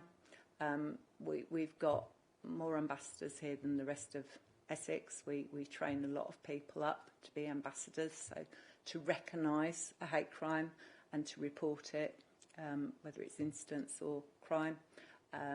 All staff in the council who attend prevent training also receive hate crime awareness training, so staff are trained to recognise it. It is an underreported crime. I don't think we see all of the reports coming in. Still, you know, for me, it's still a drive. But we look at the figures every 2 weeks at police tasking, and I always question them. And, you know, very much there are no specific areas of concern or repeat victims. There's a good response if we have repeat victims and how they're dealt with and supported. It remains a priority, and rightly so, I think, for Thurrock. But, you know, there isn't any area that we're overly concerned with. It's very spread across. And still, there's huge amounts of underreporting in regards to some strands, particularly learning disability. This week's National Hate Crime Awareness Week. We have 9 hate incident reporting centres. So on the back of the Stephen Lawrence inquiry, one of the things identified was people don't feel confident always to go into a police station and report hate crime. So we were asked to look at setting up alternative venues for people to go and report, and we've got 9 in Thurrock. However, with a lot of things during the pandemic, they were closed, staff changed, turnovers changed, and we feel they need reinvigorating, and there's an opportunity to re-promote them again. So yesterday, myself and another hate crime ambassador went out and visited one, and I was talking to people with learning disabilities, and there was stories coming out that they hadn't reported. So it's just about getting that message back out to them, and their staff have asked for some awareness raising so they're able to identify it and know how to report to us. So that will increase again on those reports coming through to us. And there's 4 of us are going to make sure we visit all 9 Hercs this week and reinvigorate that. There's training going on all week that I've got a lot of people signed up to attend. So I think the more we push it and promote it and get that message out there, you know, we will see more people hopefully come forward and continue to report it, because that's the only way we can address it. You know, and it's not always about dealing with the individual that's committed, because it is very difficult to identify sometimes, but it's about recognising where in the community we've got pockets. So we know at the moment there's a vulnerable person that is regularly targeted by young people. We don't know who they are, he can't identify them, but what we've done is spoken to the school, and they've committed to talking to pupils at assembly to raise awareness and say, you know, this is wrong. The other thing we do a lot of is promoting using restorative justice as a way for people to understand the impact that hate crime has on a victim. So, you know, it changes the message, because you need to educate people around this, don't you, as to, you know, the impact it has. And I think, you know, I said earlier about antisocial behaviour increasing during lockdown because of neighbours. Hate crime was very much the same as well. Some of that neighbour disputes then became due to protected characteristics as well are identified. Are you able to share those where those 9 centres are with us? They are on our website. Are they? They are indeed. Right, okay, yes. I'll go and have a look for those. So they haven't got their. I know the one I was in yesterday hasn't got its poster up at the moment, and didn't because of staff turnover. They weren't aware. So give us a couple of months after we've revisited them all this week and got them trained back up, and hopefully they'll be operating and taking those reports. But for Chadwell, you've got 2. So the hub is one, and Morisco Hall. Before you come back in, Councillor Daney, we've got Cheryl there. She's been sitting there for quite a while. Did you want to say anything, Cheryl, at all? Thanks, Chair. No, I think Michelle's covered it all perfectly well, but happy to take any other questions if there are any. But I don't think I can really add to what Michelle's already covered. Okay, didn't want to think he was sitting there with nothing, just enjoying the chat. Councillor Daney, did you want to come back at all? You're all right. No, I don't have any more questions. Anybody else got any questions for Michelle? No? Okay. Go to recommendations. 1.1, is everybody agreed? Yes, 1.2 and 1.3. Okay. Thanks, Michelle, very much. And thanks for the very, I was going to say, the training sessions do bring out some things that we wouldn't even know about, and sometimes it shocks, because you don't know some of it's going on, But thanks for the report, Michelle. Really good. Okay. Okay. Item 8, Vincent, you've been sitting there so calm.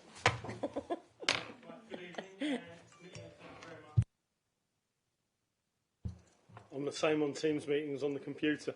I did have to go back and check. Thank you very much, committee, for allowing me to present this report tonight, and apologies for the rather large amount of background documents to it that have given you some extra reading. The report introduces the proposed cemetery and burial strategy that outlines the aims and aspirations for Thurrock Burial Grounds for the next 10 years. Thurrock Council has not previously had a formalised strategy for burials, and the benefit of the strategy not only outlines the aims and ambitions related to the maintenance and improvement of burial grounds, but provides an opportunity to look at the broader long-term possibilities, including crematoria and natural burials. The ethos and aims of the strategy have been based both upon research by our Registrar of Burials, who has a huge wealth of experience in this, and also with an understanding of best practice.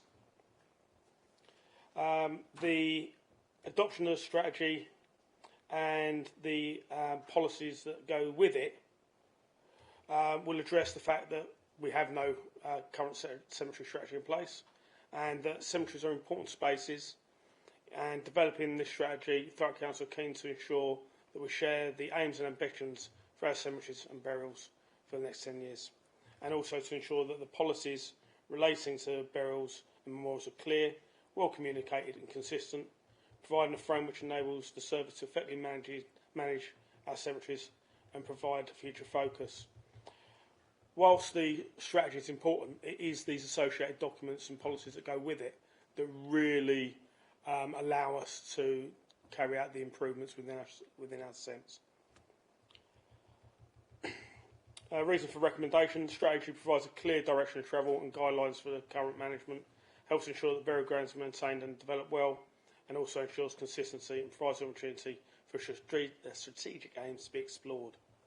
The aim is to provide cemeteries for Thurrock residents that are beautiful, peaceful and well used, and offer burial spaces to support a diverse range of cultural and individual needs. To ensure that our policies relating to burials and memorials are clear, well communicated and consistent, and to ensure that procedures for the purchase and use of burial sites and memorials are clear, efficient and compassionate.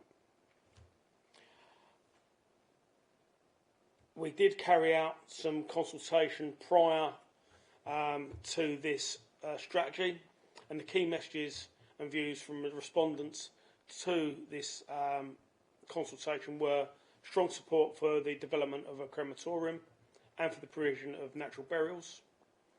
Agreement that the level of maintenance of the burial grounds is good, with a clear desire, though, however, to see more trees planted as well as areas of meadow. There is understandably concern regarding the enforcement relating to memorial items on graves, with ambiguity amongst respondents if the enforcement should be restricted to new items. There is also a strong view that when unstable headstones are required to be laid down, notification for the reason or action should be published, both at the cemetery entrances as well as adjacent to the memorial itself. The potential refurbishment of the chapels was also strongly advocated for, and there is a strong consensus that the memorials in terms of benches and trees should be offered.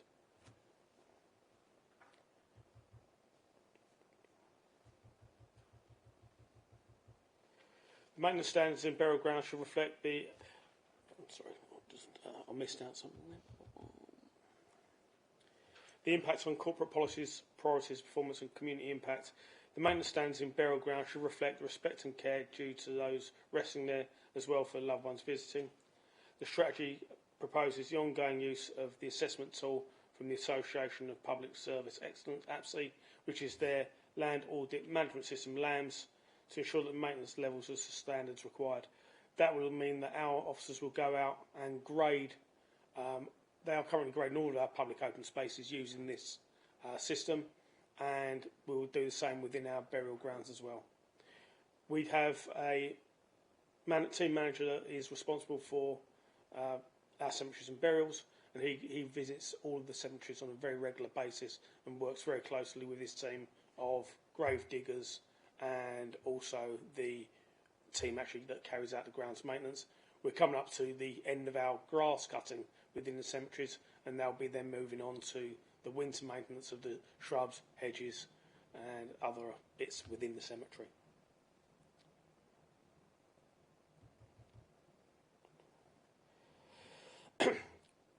The strategy also includes a burial ground and memorial maintenance management policy. This is to ensure that all of our memorials are safe. We don't actually have one in place currently, so it's making sure that there is something in place and that we're making sure that we're doing things to an agreed standard, and it's with the agreement of yourselves as councillors so that the public understand the messaging that's behind it. That is it from me. Any questions from yourselves? Thank you, Vincent. Yeah, I know it's a cemetery and burial strategy, but are we still looking at a crematorium somewhere? Yes, we are. In Thurrock? We are, as part of this, and as mentioned, I think we need to, is the desire for us to have a crematorium. I'm very keen that we do this. There are a large number of people within Thurrock that are being cremated outside of the borough, and I would rather have the opportunity for them to have that process happen within Thurrock. We're also looking at where we can have for the internment of ashes and different things that we can offer, like sanctum vaults, that gives us different opportunities for the internment of ashes within our cemeteries as well. But yes, I'm very keen that we have a crematoria, and we will explore options of how we go about that. Is that something LGF can pick up? LGF, the plan can pick up? We obviously need a bit of land. We will work with colleagues in planning, and also within our assets team to identify a piece of land that we will be able to use for this. I've got some ideas where I'd like to have it. Obviously, I'd like it fairly central within the borough, and on a big enough plot to mean that it meets all of the criteria that are needed for a crematoria, but also to give a large enough area so that we're not having to then think of other areas, as it were. So we can go, this is our crematoria, it's large enough for a decent span of time for cremations. We've not done it before, really, isn't it? It's something we've not really thought about before, have we? Because everybody gets used to Upminster and sort of Basildon Way, So it's a billericay. We're not really looking at it. We've never really looked in this area, have we, for something like that? I think it's been muted before, and the idea's been there. I think now is the opportunity, with this in place, is to push forward with it and take it from the possible to the actual, and take it from what we think we're going to do to actually put some planning and some actions behind that, and look at the way forward for it, and actually get to the point where we want to be, which is with a crematorium. You know, I hate to say it, but more people coming to Thurrock and everything. It's something we're going to need over the years, isn't it? So it's something that's got to come. Is it Councillor? Yeah, thank you, Chair. Thank you, Vincent. It's curiously quite interesting reading, actually. And Councillor Redshaw's actually covered bits and pieces of what I was just going to ask. I mean, presumably you're fully aware of what the capacity, where we are with Pitsea and Upminster, and when the tipping point is going to be. I'm just trying to think of the right words to say it. Do you know when actually we will actually need our own crematorium? You know, is that's been calculated? I agree with Councillor Redsaw. It's one of those things that we need one as soon as possible. If you look at our number of burials has reduced. Not as many people are going for a traditional burial. Therefore, we need to look at. We have a lot of internment of ashes within our burial sites, so that's something we'd still like to offer. So, if we were to have a crematoria, it may not be that the person would want to be interred at the crematorium. They might want to go to the burial ground that is nearer to where they lived. And of course, what this is all about is giving the public more choice. And if we were to have a crematoria, the ability to have people that have lived in Thurrock, possibly born in Thurrock, to have them be able to be cremated within Thurrock, for me, is the appropriate thing. Yeah, I mean, you're absolutely right. I mean, we've all had friends, family, etc. that have passed away, and we've trolleyed off to really out of town. So yeah, it is really, really needed. Just another really odd question. It might come across as an odd question, but I don't know, and it might be in there, and I might have missed it. Thurrock residents that actually pass away, do we know actually what the ratio is between burial and to be cremated? Yes, I think we're looking at about 10% are burials.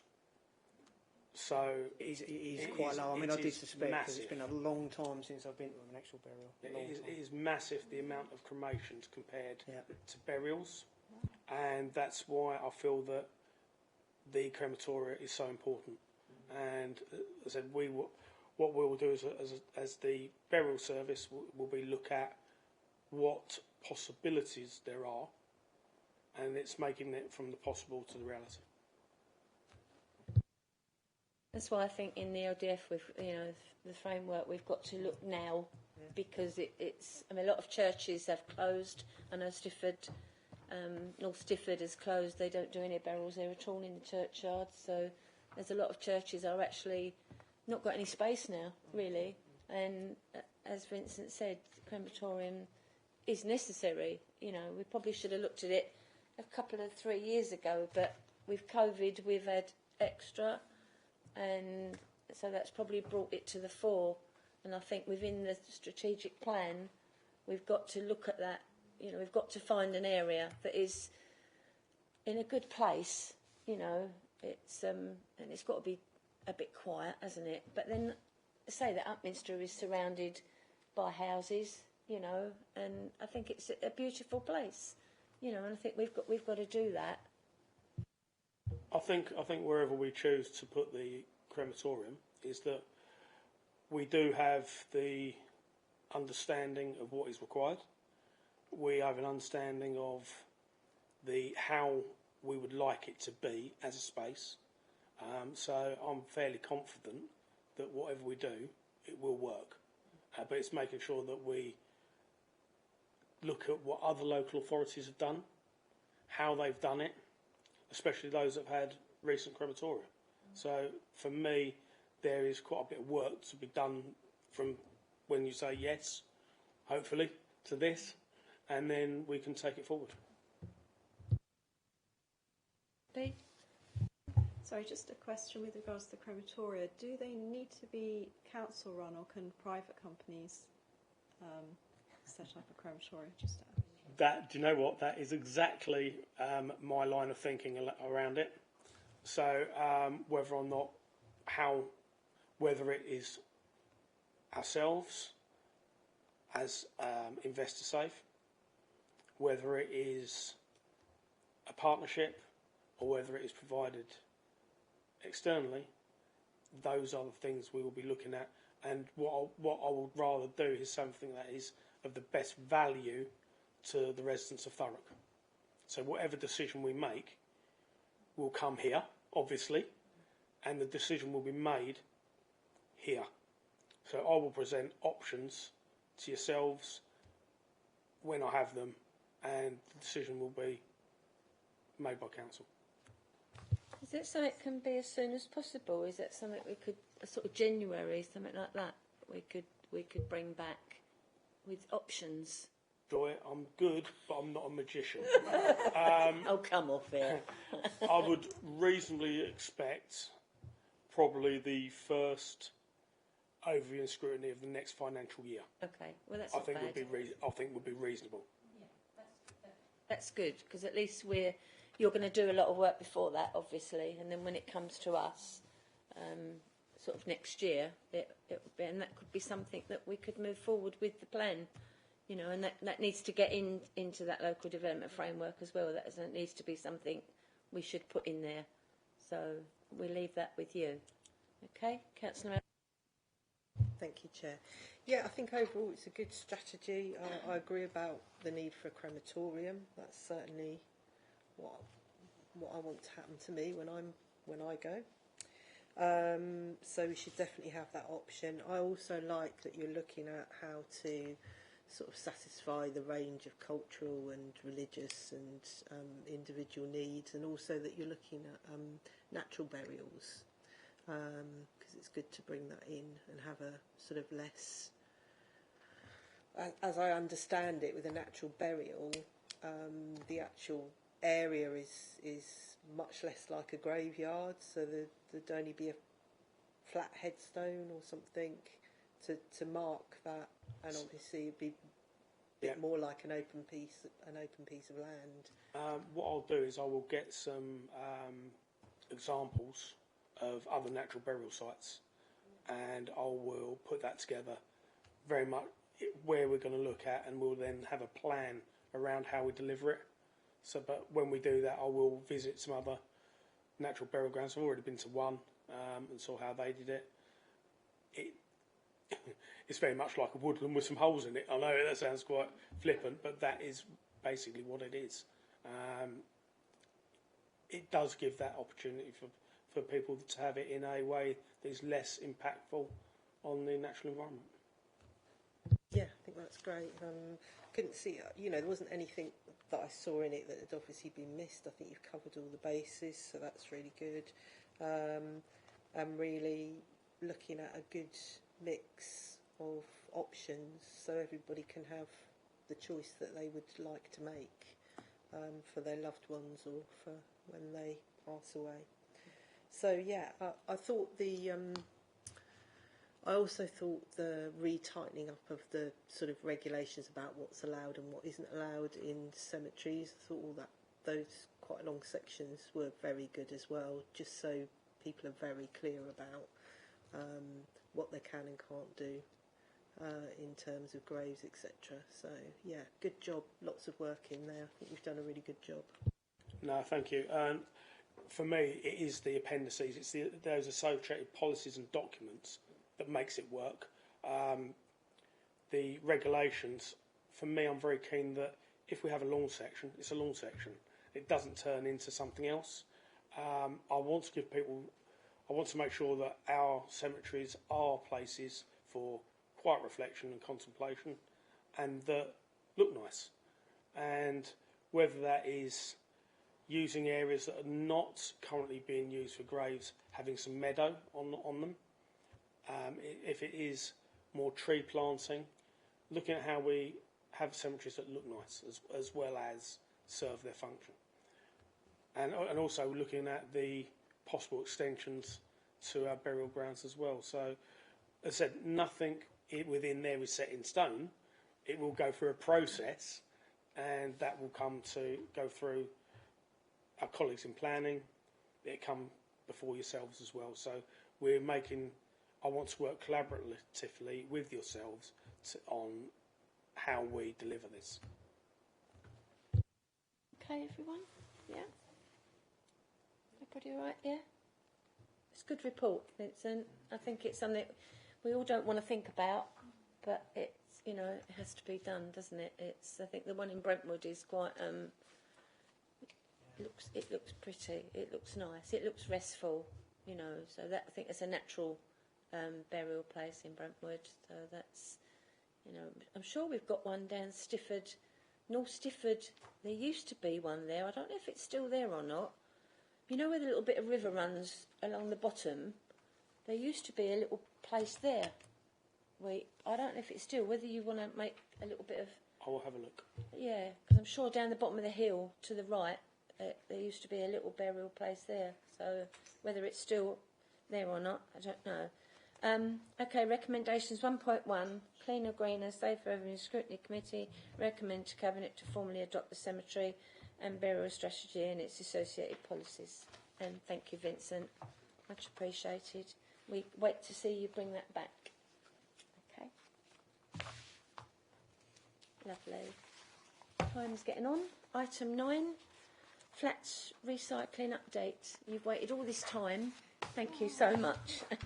That's okay. Good evening. Thank you for allowing me to present this report. It's an update on our flats recycling project, which is an update to the report that was brought to this committee in December 2019. And that report was to seek permission to roll out this new system. So our aims with the project was to allow equal access to all of our residents to recycling, and also to encourage the education of recycling to all of our residents as well. So we started in 2019 with a small pilot, and that was around council-owned properties. So we rolled it out to some of the large high-rises in Grays. We utilised a lot of the information from an organisation called Resource London, who had rolled out a lot of flats projects. And some of the recommendations they made we put into place. So we used bins that had restrictor plates in, which only allow the actual recycling to go in. So you can't put a large sack of rubbish in. You have to actually put the intended items.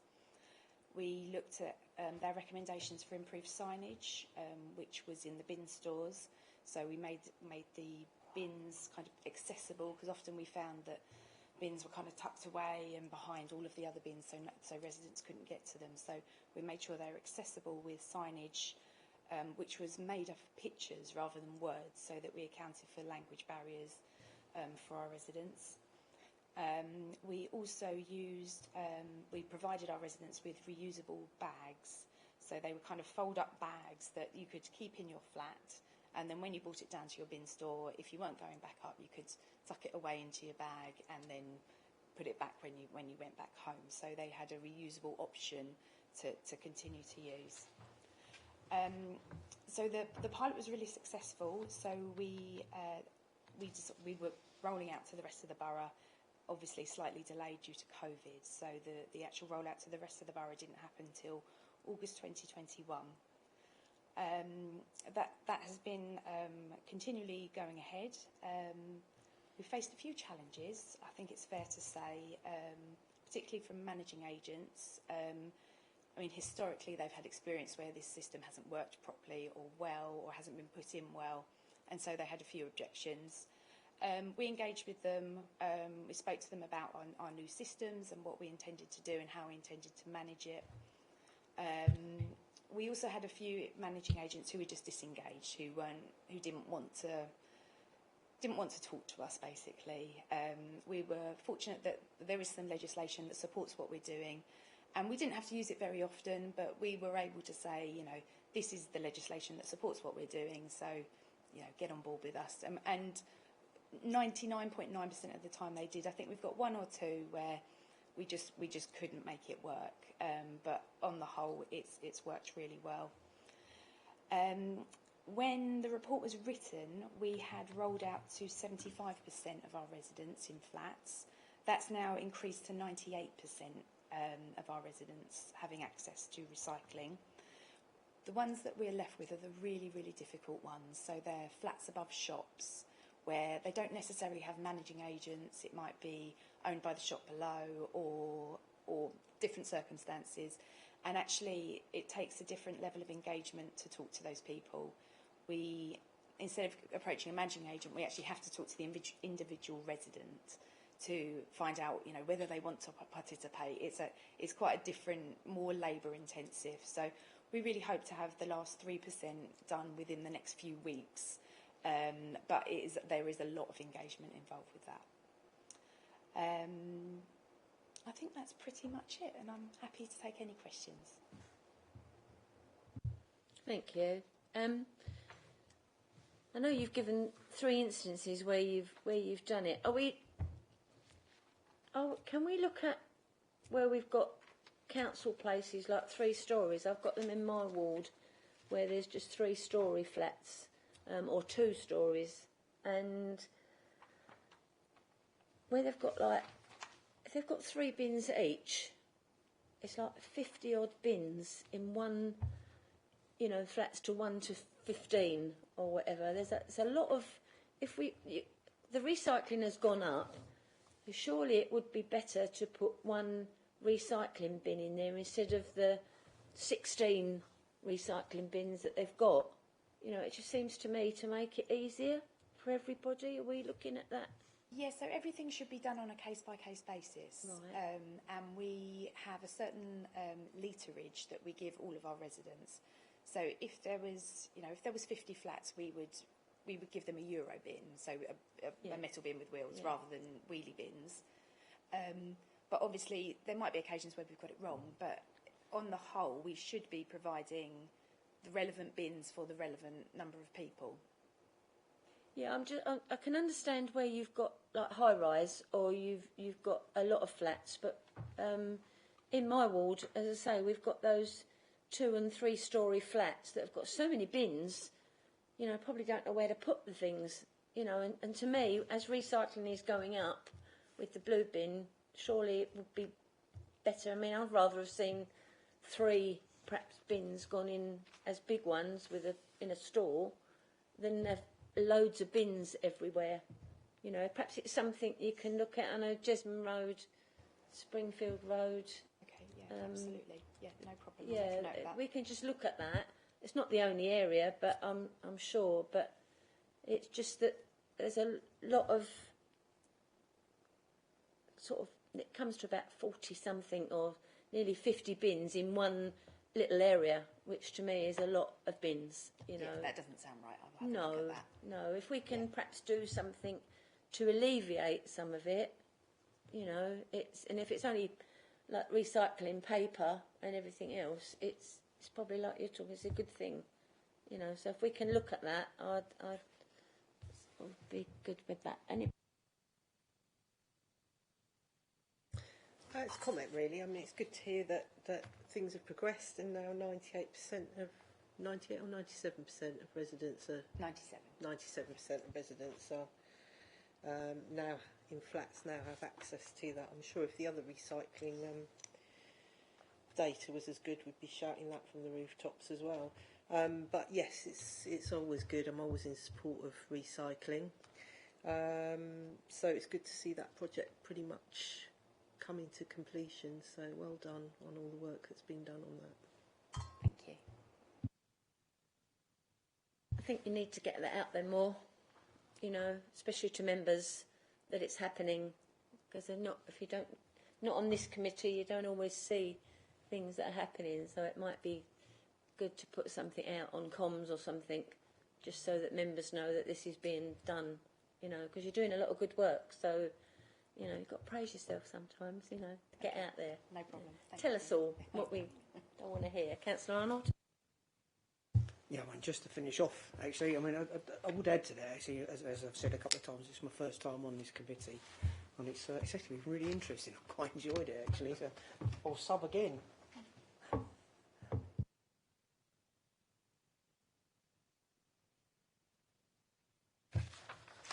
Okay. Sorry you had to wait all this time for one, which is really good. Recommendations 1.1, Cleaner, Greener, Safer Review and Scrutiny Committee review this report as an update on the flats recycling, which is really, really good. But if you can just look at those flats that I've mentioned, you know, there might be something you could do there as well. And get it out to members. They need to know what's happening. So thank you for that. Just sorry you've had to wait so long. Okay. Work programme. Has anybody got anything they would like to put forward? Councillor Muldoon? I think there's been so many problems with the Waste Services report, and obviously we've heard from Councillor Jeffreys there's a lot more to come. I think we should have a proper report come to Council in Yeah, I've already asked that. in November. Yeah, I've already asked for that to come back. We've obviously got Grace Athletic, we've got air quality report, but Yeah. we've got Councillor Jeffreys and Grace Athletic coming back, and we haven't really got anything else on there, have we? I'm told there might be a fees and pricing report coming, so we should have another thing on there as well. Okay. And obviously we need the police back. So,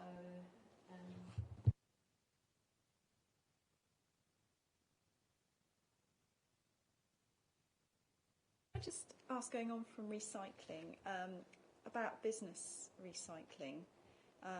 What sort of work is done to encourage businesses to get a recycling bin alongside their general waste bin? I don't know if there could be a report on that, or whether you've got work into that. No, that's a really good question, actually. We were talking about the Environment Act earlier. I'll answer that question by answering both. When you were mentioning, Councillor Maldoni, about the Environment Act and what we're concerned about, the Environment Act is a framework of legislation that is kind of the building blocks for future legislation. So the government have issued us with, or issued consultations, and we're waiting for government responses so that the future legislation is going to happen, so we know what to do. Does that make sense? So in answer to your question, Councillor Rigby, trade waste forms part of this new Environment Act, and actually business waste they're calling it household-like waste, and businesses will have the same responsibilities to recycle as householders do. So as a authority that picks up trade waste and commercial waste, we have that same obligation. So we will and do currently encourage everybody to have recycling bins as well. To add on to that, by 2027, I think, I might be wrong on that date, we have to provide a trade food waste service as well. So it's developing into more than just collecting waste. It will move further on from that as well.